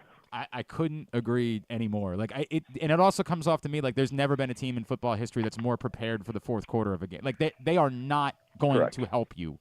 They are not going to make any mistake that is going to allow you to take advantage of it. They are going to be buttoned up and ready to go. I don't think we give them enough credit for how good this season was because we get so caught up in but the games were close. Like it's always kind of been that way for them. They are the best fourth quarter team I think I've ever seen in football history. Yeah, and let's take the Rams. Everybody likes the Rams, right? They're a hot team. Well, they got Puka Nacua and Cooper Kupp, and things changed. Well, but when Matthew Stafford didn't have Puka and Cooper, people are like, oh, well, he's not playing well because they don't have those two receivers. Right. Well, the Chiefs lost their top two wide receivers within the first three. The first preseason game they lost Hollywood Brown. Then it was game 2 or 3 against the Chargers where Rashee Rice went out, and then they lost Pacheco. So I mean, why is it okay to put that in that category with the Rams when it's a completely different ball game when you look at the Chiefs? I think people have Chiefs derangement syndrome, to be perfectly honest. And although they get all the calls, no, refs are bad. NFL refs are just bad. We agree. And we see the Chiefs games more often because they're on prime time or the national window all the time. You don't see all the horrible calls and all the other games that we all do that watch the games. And, like the Sam Darnold non-face mask in the Week 7 loss to the Rams, that should have been a safety and given the Vikings another opportunity. Like, they blow calls all the time. We just see the Chiefs more. So we think, oh, well, because we see the Chiefs more, it must just happen to the Chiefs. And that is a hard no. Trey, tell me a little bit about how you see the Detroit Lions, because from my perspective, I think they've been the best team in the National Football League this year. I know they're decimated on the defensive side of the ball with injuries, but I still see quite a lot of fire in that team. Oh, absolutely. They have maybe the most efficient offense in all of football, even maybe perhaps better than the Ravens with the numbers they put up this year. And their defense has, look, to put it in perspective, at one point they had 16 defensive players on IR. Now, just if you do the numbers, that's essentially all 11 starters and 5 backups. That's what we're talking about. I mean, they got Alex Anzalone back for that regular season finale against the Vikings, and that made a difference. They're going to have to outscore people because the performance they put on against the Vikings, there's a lot of things that went into that recipe. It was the last home game of the year, first chance for them to have the number 1 seed since seeding began in 1975. They get Anzalone back. Like, there was just all this stuff. I don't think they're going to play that well defensively every week in the postseason, but they're going to be a really tough out, and they're going to go for it. I can promise you that. Sometimes to Dan Campbell's detriment, but they're going to go for it on almost every occasion. No doubt about it. They're going to be aggressive as hell. Trey, if I could, one more just about tomorrow night. Sure. You also tweeted this yesterday. The Steelers have little mojo heading into the playoffs. Having lost their last 4 games, they've also lost their last 5 playoff games, the longest streak in franchise history, and have given up 30 or more points in those 5 playoff losses, the longest streak in NFL history. How much does that stuff matter tomorrow night to the Steelers? Like, we talk about the Ravens' history in the playoffs and whether that matters. Yeah. Does that stuff matter, or is it, no, but it's Ravens-Steelers on a Saturday night in the playoffs? None of that. All that matters is what happens tomorrow. Well, all that. Well, listen, I think it's both of those things, right? Because the move to Russell Wilson was lauded by many, including myself. But down the stretch, it hasn't really worked out. I mean, they've averaged, 17 points a game their last 4 games that they played? And that abomination of a 2-minute drive against the Bengals was just horrendous. I could not understand why Russell Wilson chose to be tackled inbounds running into a defender, either run for the sidelines or throw the frickin' thing away. I mean, there were so many mistakes made in that 2-minute drive. So, listen, Mike Tomlin needs to win a playoff game, but if there's any chance that he is fired, he would be in the top of almost everybody's list. He'll be jobless for about a nanosecond. Right. But there is a thing. Hey, we haven't won one of these in a long, long time. We need to do that. Trey, what all are we plugging for you, my friend? The podcast, the whole deal.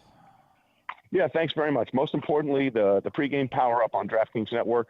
We have a show 11 o'clock Eastern on Sunday and 6 o'clock Monday night before the wild card game, which I think is now going to be in Arizona. And then on the divisional round, we also have a show on Sunday.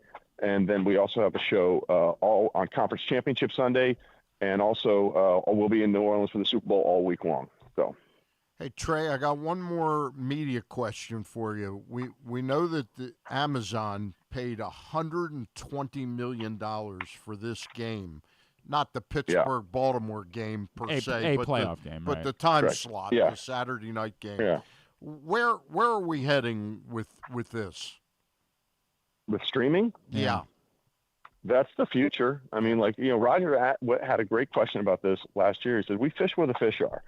And it's not only that the numbers are there, like the Chiefs playoff game last year was the highest rated streaming thing ever, sports-wise, and until the Tyson Paul non-fight. Yeah. And then the Christmas Day games on Netflix absolutely blew them out of the water. And it's not just where the numbers are there, but it's where the younger demographic is.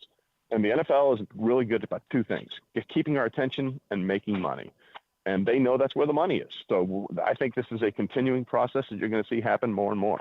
I agree with you. I think that's the case. At Wingo Z, that's how you follow him. Trey, you're the best, man. Thank you for doing this. Really appreciate you. You got it, guys. Anytime. Always a pleasure. Good luck with the Ravens. Trey Wingo with us here on GCR. Wished us good luck.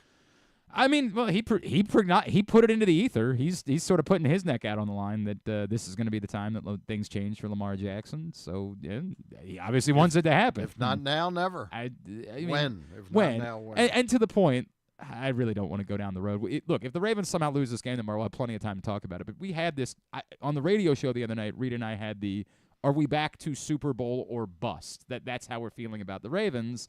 And your first thought is, yes, of course. Like that, of course it's that. But what's bust?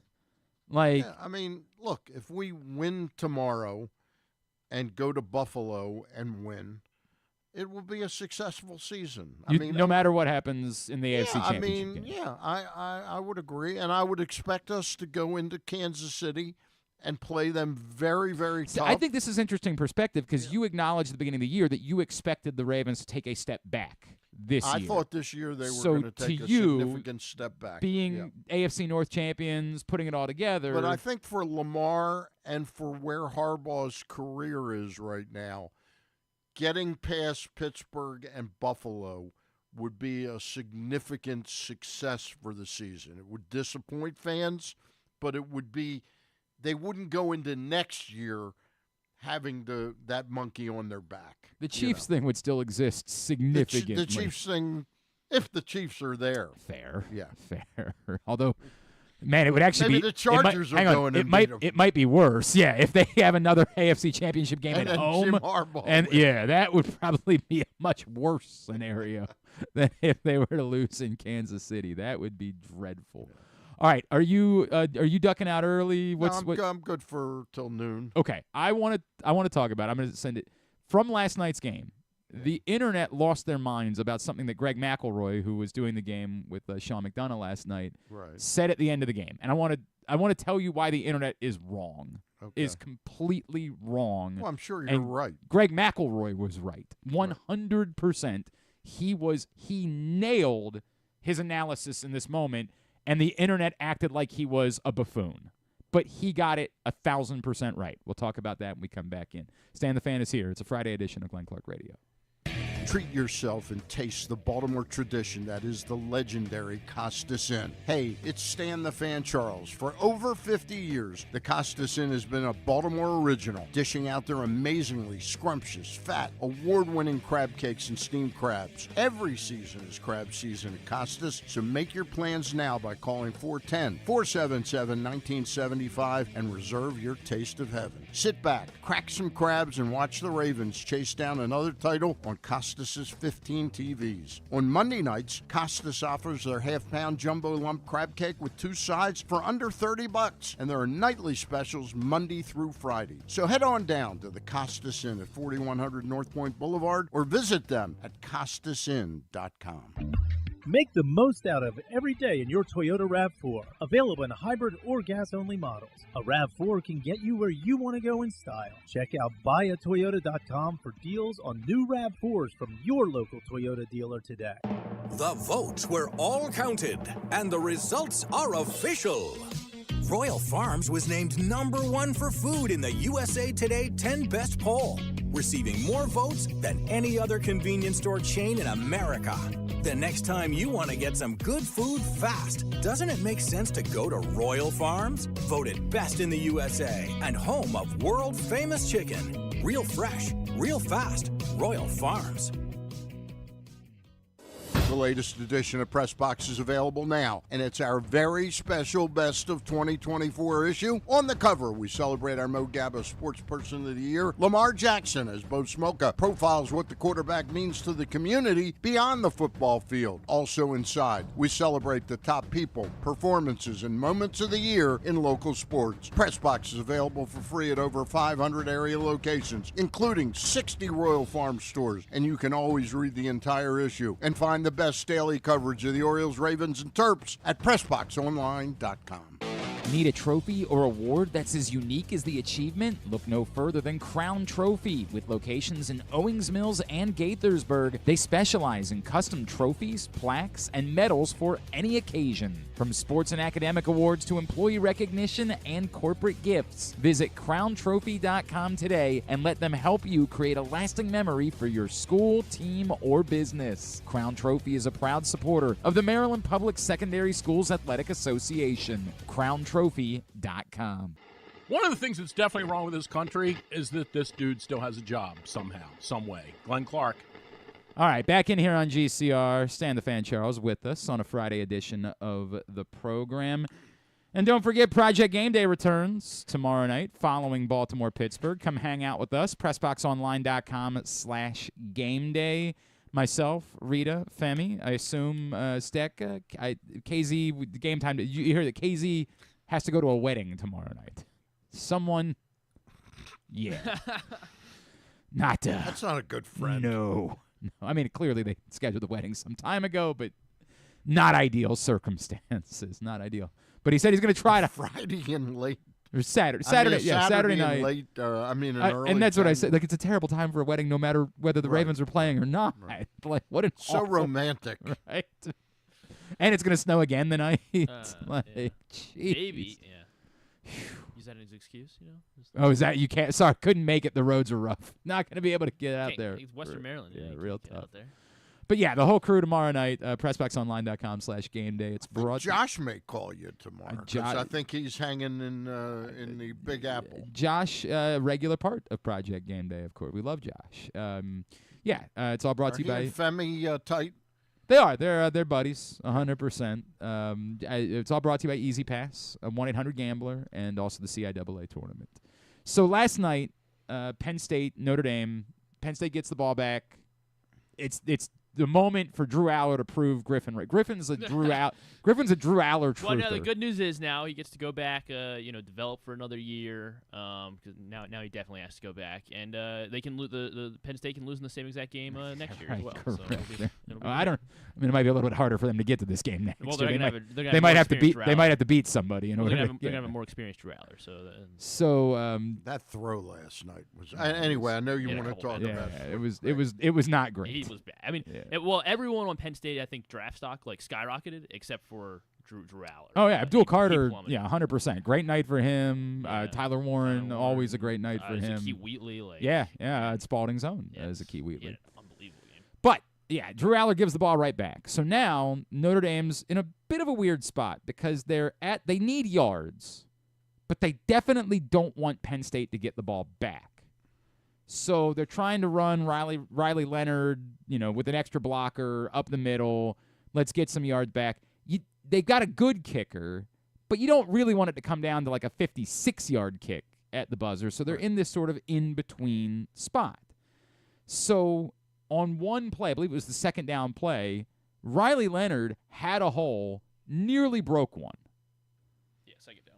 And Greg McElroy, who was the former Alabama quarterback who had a cup of coffee in the NFL, was doing the game with Sean McDonough on ESPN, and he made a point, and I just want to react to this, and this is what it sounded like last night on ESPN, what Greg McElroy said after this play. One thing that now Marcus Freeman can also acknowledge here at some point is, hey, we don't want to score too quick here.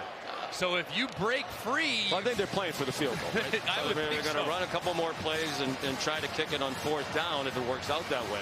Right. Or get another first down and kick it on what they hope will be the last play. But if you break free, and right there, Riley Leonard wasn't far from potentially squeaking there and maybe finding a lot of open space. So remind your guys, here, no need to score a touchdown. If you need to kneel on it at the 3-yard line and we take a couple more knees, no problem. Do not find the end zone here to give Penn State a chance to go down and potentially tie it with their own touchdown. To be clear, everything that Greg McElroy said is 1,000% correct. Indisputably correct.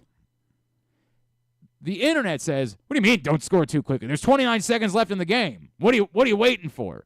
Because we all do the bit where we're like, it's not likely that Penn State's going to be able to go score a touchdown in 21 seconds. And you're right. It's not likely. Now, you tell me what the better scenario is. Team has 4% chance to get back and tie the game up, or team has 0% chance of getting the ball back and tying the game up. Which is the more desirable scenario for Notre Dame? 4% or 0%? I think you'd like it as close to 0 as possible. So. Well, one is 0%. So, yeah, that one. Okay. Except if you miss the kick. 100%, which is why you don't want it to be a 50-yard kick. If you don't have utter confidence in your kicker making an extra point, which is what he's saying, if you break one, you go down at the 3. Now it's an extra point. If you can't convert an extra point, you deserve to lose. You should lose if you can't make an extra point. That was the point that Greg McElroy is making. In one scenario, it's on your serve. On another scenario, it's not likely, but you're at least playing with fire. Hey, it's never happened before, right? Like, I can never think of a time, say, like in Ravens history, where they got the ball back late and they were down and they threw a long bomb and a defender misplayed it and they scored a touchdown to tie a game, like in the play. That's never happened before, right? It would be impossible for Jacoby Jones to slip behind a defense. There's no way that could ever. The point that he's making isn't. The Commanders win that game against the Bears. Never happened. Never happened. We all know it's extraordinary, particularly for a Penn State team that, again, literally had not completed a pass to a wide receiver. We can all say, hey, it's extraordinarily unlikely. But the point that Greg McElroy was making was 1,000% correct. In this very specific scenario, if one of your players breaks free, you know what they're going to say on the Penn State sideline? Let him go. Let him score. Because what can't happen to them is not getting the ball back. So in the Penn State sideline, their coaches are saying, look, try to stop him because we want it to be as long as a field goal as possible. But if someone breaks free, let them score. Because the only chance we then have is getting the ball back. At that point, they still had 2 timeouts, if I remember correctly. They did have 2 timeouts. Again, doesn't make it likely, but at least makes it possible. Whereas if they don't see the ball again, it's impossible. The internet, for whatever reason, really struggled with this and thought to dunk on Greg McElroy. Also, Sean McDonough really struggled with the reason why Notre Dame spiked the ball after they got the big run. That was obvious. Yeah, I didn't get that one. Yeah, Sean McDonough's like, I don't understand what they're getting out of that. They don't want to be hurried. They don't want to be up there like, do we know what play? They want to have a chance to stop, catch. The downs no longer matter. They're in field goal range. They just wanted to stop and say, let's make sure we're all on the same page and know what play we're running and know where the kicker wants the ball and know which hash we're supposed to be on. Let's get it all together. And if we're up there disjointed with the clock running, that's not going to help us. We save the timeout so we have it to set up the field goal. That made all of the sense in the world for them to spike the ball. Notre Dame handled it pretty flawlessly. About as well as you possibly. At first, it almost looked dangerously to me like they were going to settle for a 50-yard field goal. Yeah. Okay. At first, I was like, they're playing with fire a little bit here. Like, I know they like their kicker, and like his stats were reflected that he was apparently hurt earlier on in the year, and so he missed some kicks. But I thought at first they might have been playing with a little bit of fire in like settling for too long of a kick. But then they broke it. The pass play call, when Penn State assumed they were just playing for yards in the middle of the field, and then they rolled it, Riley Leonard out to the left and threw it underneath. That was a great call. It was a tremendous call. But McElroy nailed it. And I have no idea how people are this obtuse. And I think part of it is that McDonough didn't help in that moment. Like, he added confusion to it. Like, well, I mean, I'm pretty sure they're playing for the field goal. Yes. Yeah, of course they're playing. He's saying they're playing for the field goal. Yes. That's correct. It's a yes and not a yes but situation. And I just think it made it worse for everybody in the entire internet. It's like, what? I thought he undercut McElroy. I really thought that made it worse. Yeah. That, like, what the internet was reacting to was Sean McDonough made it seem like Greg McElroy was insane. Right. When the truth was what Sean McDonough was saying was the exact same pretty thing. obvious. Like, yeah. Greg McElroy was just saying. Right. We made this huge deal out of that. That's like, if you read some of the pieces on the internet, and then he's harping on this, and I'm like, yeah, he's harping on it because McDonough is confused. Right. Because he's got to explain to Sean McDonough, this is the scenario is if you break one, you go to not right now, better stop trying. It's very specific. It's bizarre. This is why that Broncos Bengals game frustrated me so much because the Bengals should have, because Chase Brown did the exact thing you were supposed to do. Yeah, what he was supposed to do. Right? And he went down. He lost his ankle for it, which also made me angry that a player. Well, I don't know that. Do we still know that he was purposely doing it? It looked. I mean, again, it was so awkward looking. It looked 100% like maybe he did hurt his ankle on his first step of that run, right. and that's why it looked awkward. But to me, it looked like he was purposefully trying to go down at the 1 yard line. So then all the Bengals have to do is kick the field goal, and instead they idiotically score a touchdown. And the Broncos, they should have. The Bengals should have lost that game because again, Sean Payton wasn't trying to win. Griffin lost, and we don't know what the number is, but Griffin lost some amount of money on this game, and will not stop talking about it. I'm just glad Michael Pierce didn't get hurt with his slide.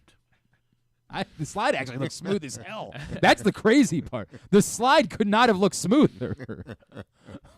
Nothing looks smooth when you. I disagree. The slide looked incredibly the defender didn't even realize that it happened. It came out of nowhere. Not the defender. The offensive lineman because he couldn't even he slid so quick and so fast that there was an offensive lineman that had no idea that he had gone down and given himself up. There was an offensive lineman still trying to tackle him as the players were running off from the sideline to celebrate with them. It was one of the smartest plays I've ever seen. That's the part that gets lost. We're all having fun with the idea that Michael Pierce, just didn't want to. He knew he wasn't getting there, and so he gave up. But it was also the correct football play. Yeah. And we're not talking enough about that part. We're having a lot of fun with. It's very similar to going down. There was nothing to gain by running the further. The only thing that can happen is you fumble the ball, and then they get the ball back. And we've never seen that happen. Yeah. So it was the right football. Again, we are all having fun with, Michael Pierce realized he's fat, he's not getting to the end zone, so I'll just go down. Yes, but also indisputably the right thing to do in that spot. Not that anybody thinks the Browns are still coming back in that game. That game was over. We understand, but there ain't any reason to play with fire. Get down, take your knees, game over. Like smart, high IQ football play for Michael Pierce, on top of it being, my favorite play in football history. Just the greatest thing we've ever seen. All right. Was there anything else that we needed to cover today? We did Kittredge. We did last night's game. We talked about how I sheepishly like the Commanders a little bit, but don't oversell that. There was Wall Street Window on YouTube when we were talking about Kittredge at the top of the program. He was pointing out how he did like what Elias has done, and they're getting all veteran guys, and that was what he liked, and that that specifically you need that for playoffs and. Having veteran experience was the point that you're trying to point out. This is tough, right? Because Adam Frazier was a veteran too, right? Jordan. Well, his level of who he's picked up has go from Jordan Wiles to Adam Frazier, then to Kyle Gibson, and now this is a bit of a different level. Yeah, look, I do think that they needed to add some veterans to the. I do agree with that. I still would prefer Corbin Burns being the veteran that you had versus these guys. But yes, I do think there's something to be said for.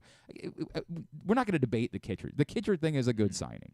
There's no whatever your feelings are you got to separate that from this. This tunnel vision. This is good. This is helpful to a baseball team.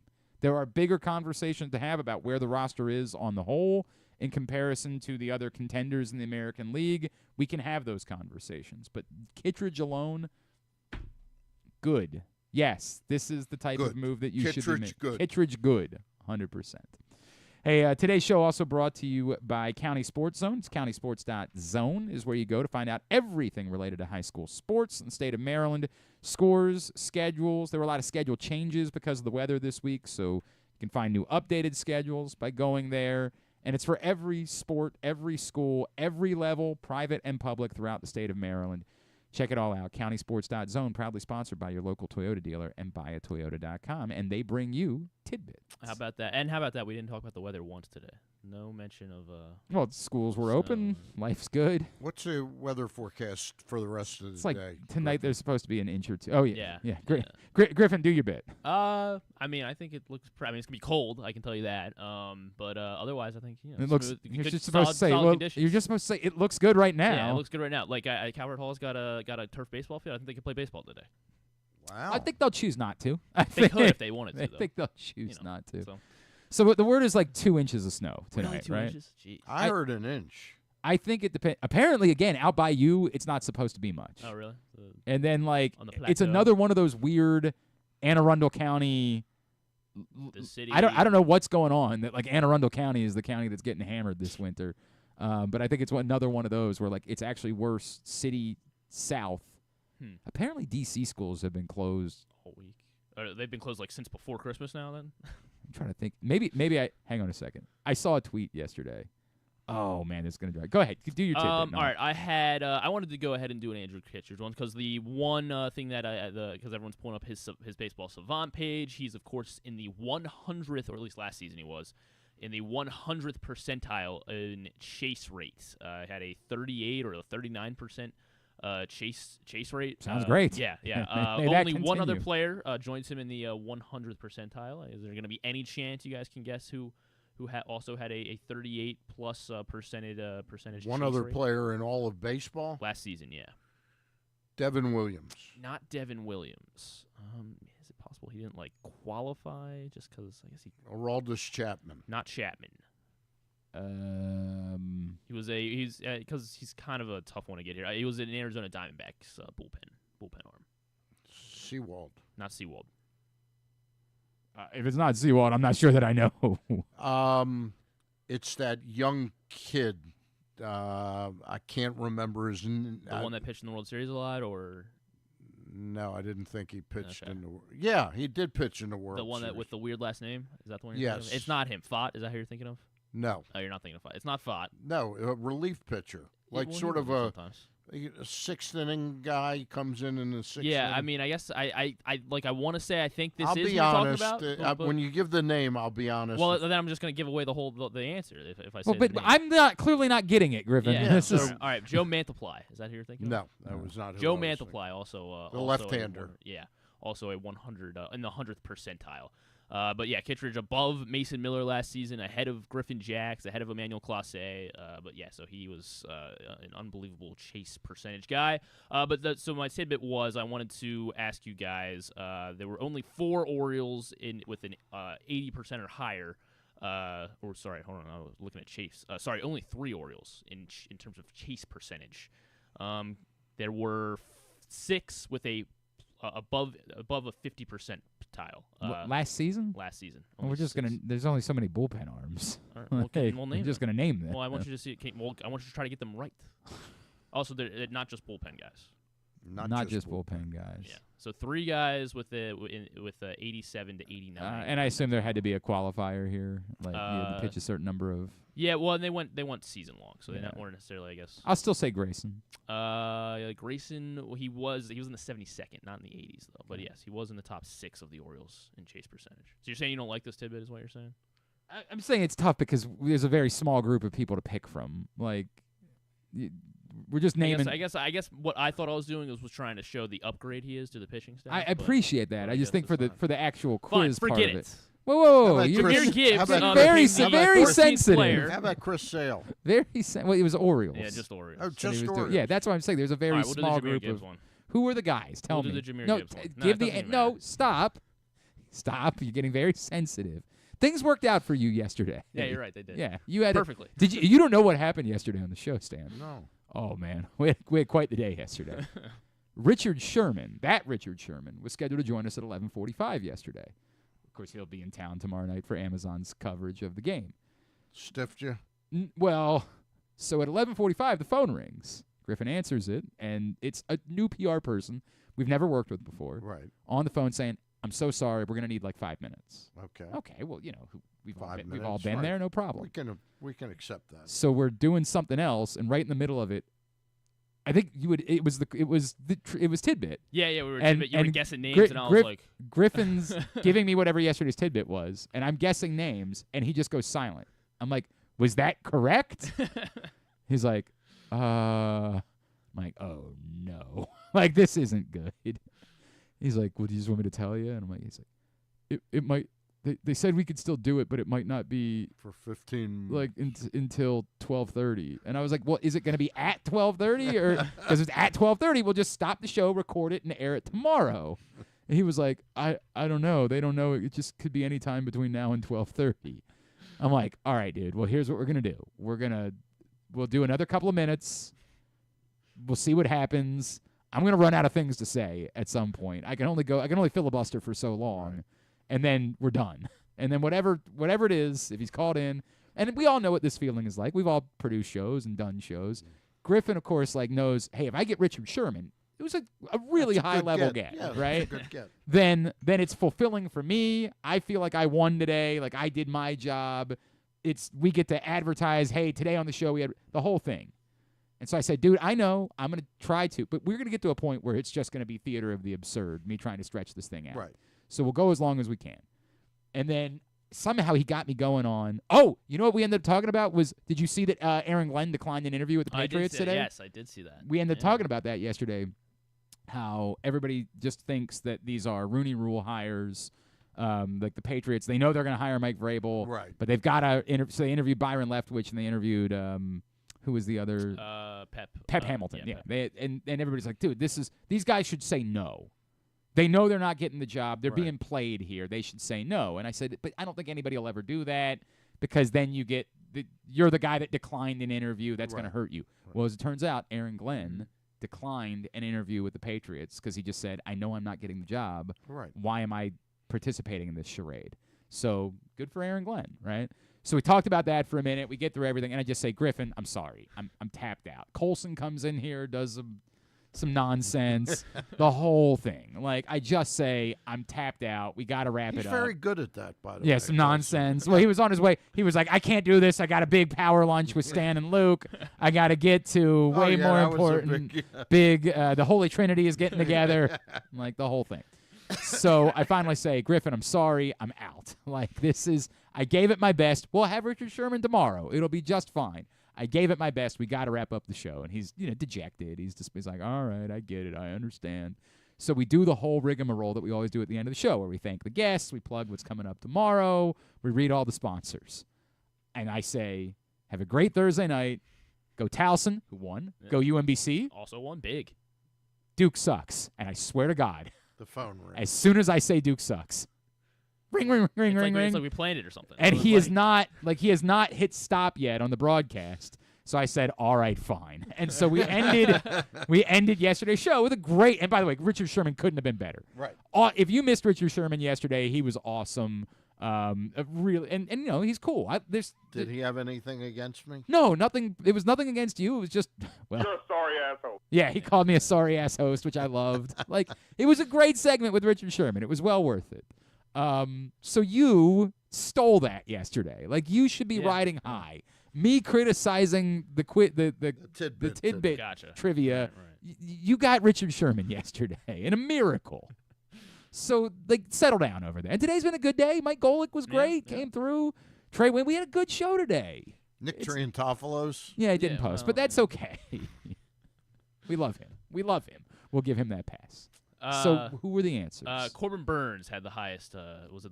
He's very good percentage. Ex-Orioles. Yep, ex-Orioles. Zach Eflin was next. I think they're going along his season. Looking like an opening day starter at the moment. Yannier Cano, top 3 on the Orioles in terms of chase percentage. Had some other issues, season, but yeah. And then everybody else was below the 75th percentile. Okay. Grayson was 72nd percentile. Greg Soto 67th percentile, and then the only other guy, Jacob Webb, at the 53rd percentile. Right. So only 6 guys above the 50th. Okay, now give us a better trivia. Jahmyr Gibbs became only the 14th player with 30 touchdowns, rushing or receiving, through his first 2 seasons. 5th player? He became the 14th. 14th. So let's do. I mean, you could get all 14 or all 13, but let's do the guys. Let's do all the guys with 32 or more. It'd be the top 8. And there's no it could be all receiving touchdowns. It could be all rushing touchdowns. Yes. There's no qualifier, so this could basically be. Yeah, and without giving you too many hints, they're all running backs. Oh, okay. Yeah. All right. Jim Brown. Jim Brown not on this list. Really? Jim Brown only had 28 through his first. Emmett Smith. No Emmett Smith either. I feel is it all since the? I'm going to say they got to be more modern. Yeah, because of the 16 games. 16 now 17. Although Emmett Smith was 16 games. Jim Brown did have 28, so he was really close. But okay. God, he was good. Yeah. How about Randy Moss? Randy Moss had 29. You said it was all running backs. And the top 8 is all running backs, okay, but Randy Moss was at 29, so he came very close to this list. Adrian Peterson. No AP. Wow. Eric Dickerson. Eric Dickerson is number 2 on the list here. 34 total touchdowns in his first 2 seasons. About LaDainian Tomlinson. No LT. About Marshall Faulk. No Marshall Faulk. 26 for Faulk.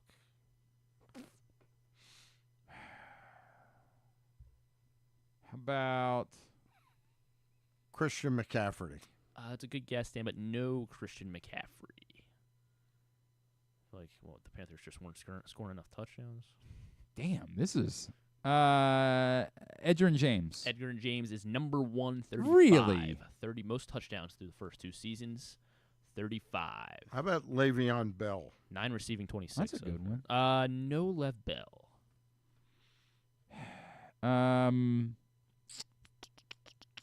Terrell Davis. No Terrell Davis. Frank Gore. No Gore. Barry Sanders. No Barry Sanders. He did have 30, but not in the top 8 here. Bum. Saquon Barkley. No Saquon. That's right. He did play for the Giants. Yeah, they didn't really score a lot of touchdowns. How about, did I say Frank Gore? You did, not Frank Gore. It's definitely not Frank Gore. Definitely not I knew that. Let's see. Jesus. If he scores 30 next year, I guess Frank Gore Jr. could be. Who's That's the a good guy? point, Who's the right. guy that was real good on the Bills? Dwayne Thomas. Thurman Thomas. No, not Thurman Thomas. Thurman Thomas. That's who I was thinking. No No Dwayne Thurman Thomas.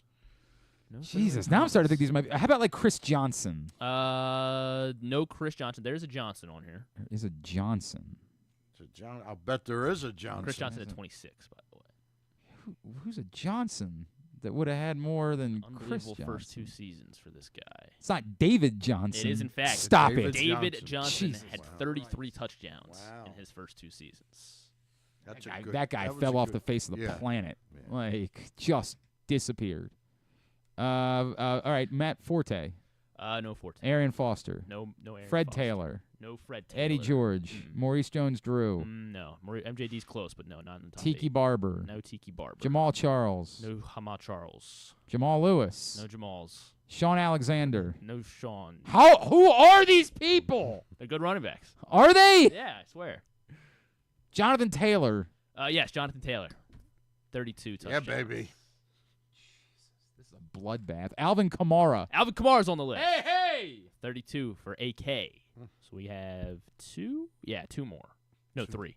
Jesus. 3 more. Nick Chubb. No Chubb. These guys are not, the other 3 are not active. The Steven other 3 Jackson. are not active. They're no longer active. Steven Jackson. No Steven Jackson. Curtis Martin. Curtis Martin on the list. Tied with Alvin Kamara and Jonathan Taylor. Flying now. Now that I've gotten all the other ones out, it's God just for name you. the last running backs left. We guessed Marcus Allen, right? You did not, but is not Marcus Okay. Allen. He was close, though. Too far back. It's not Priest Holmes. He barely played. Brian Westbrook. No Brian Westbrook. Robert Smith. No Robert Smith. Mark Ingram. No Mark Ingram. Deuce McAllister. No Deuce McAllister. Holy hell. LaShawn McCoy. Not LaShawn McCoy. He was a first overall pick in 1978. This person we're Yeah, talking this running about? back, yeah. The first round pick in 1978. Is that 78? Is that He's a Hall of Famer. Mel Farr. Oh, it's Earl Campbell, right? Campbell. Yeah, Earl I Campbell. was going to Campbell. mention him before. Earl Campbell, and then one more on this list. Give me something. He had I was about to say like he had more receiving, but he did not. He definitely did not. He had way more rushing. He's a much older player because he played in the 60s.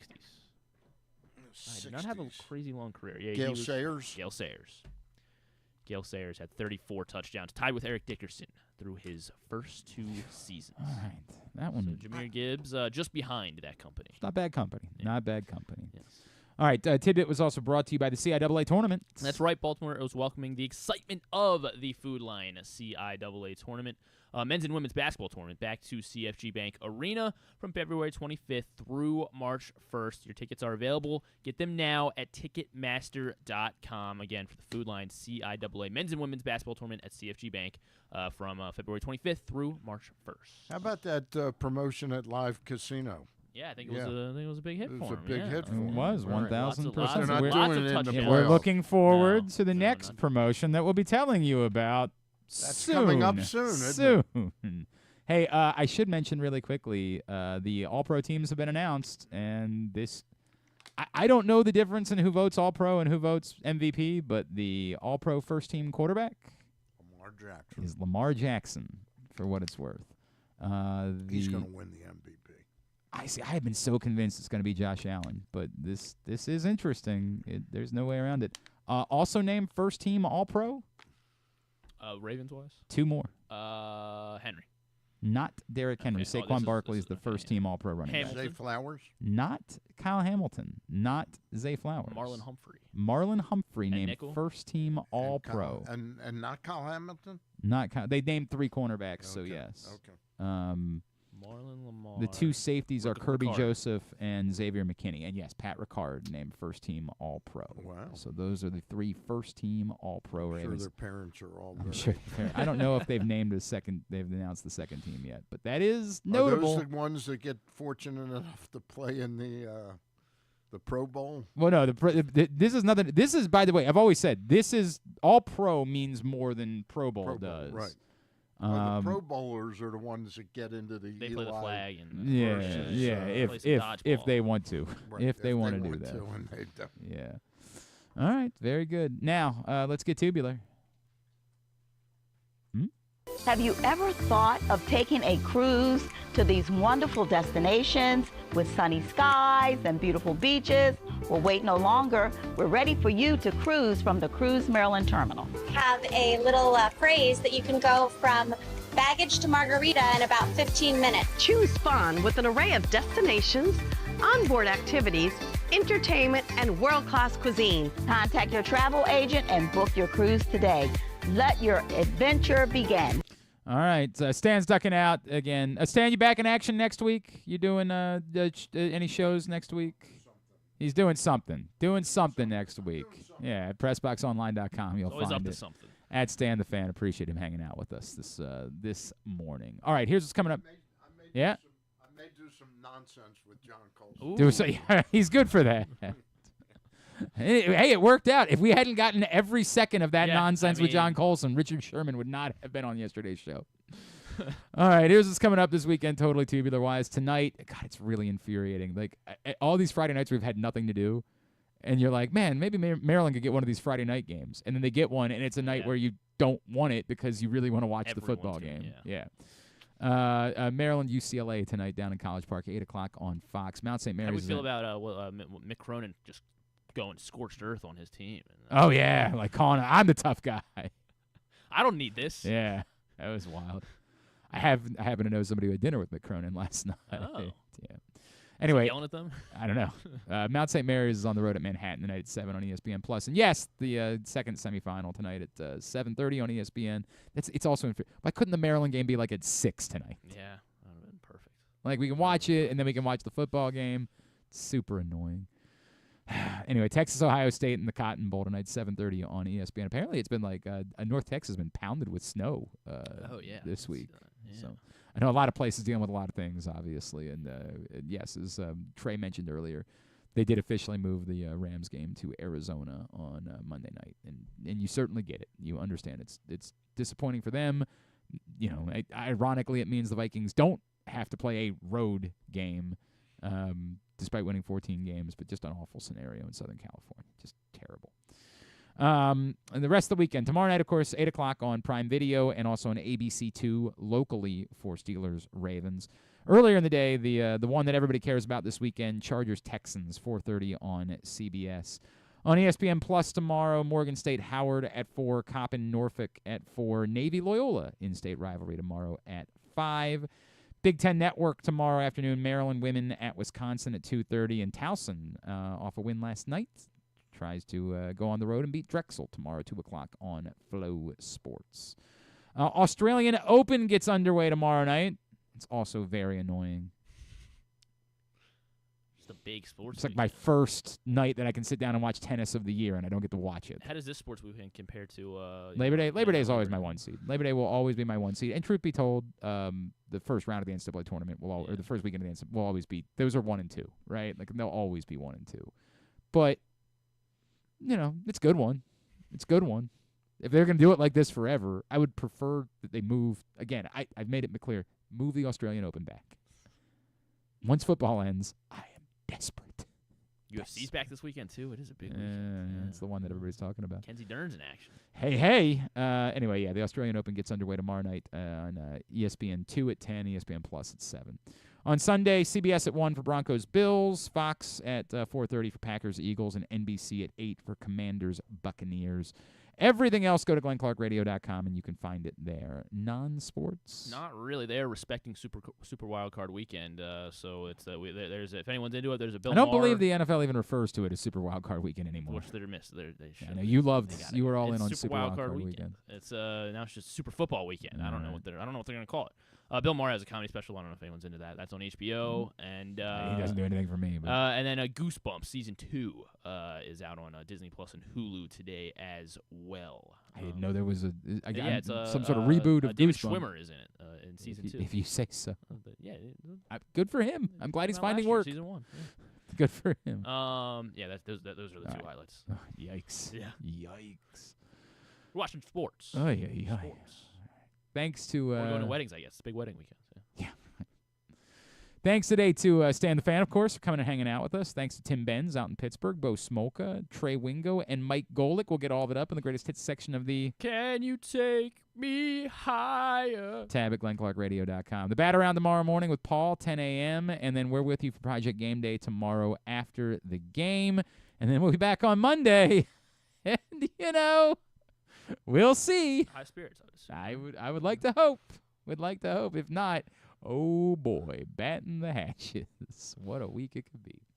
Thanks to everybody at PressBox, all of our great sponsors and partners, including Live Casino and Hotel, Cruise Maryland Crown Trophy, the CIAA Tournament, Easy Pass, Royal Farms, HelpMyGamblingProblem.org, Costas in MSAA Maryland Sports, your local Toyota dealer, buyatoyota.com. Thanks to Griffin at Griffin_Bass. Follow us, Twitter, Instagram, and TikTok at Glenn Clark Radio. Have a great weekend. Go, for the love of God, go Ravens.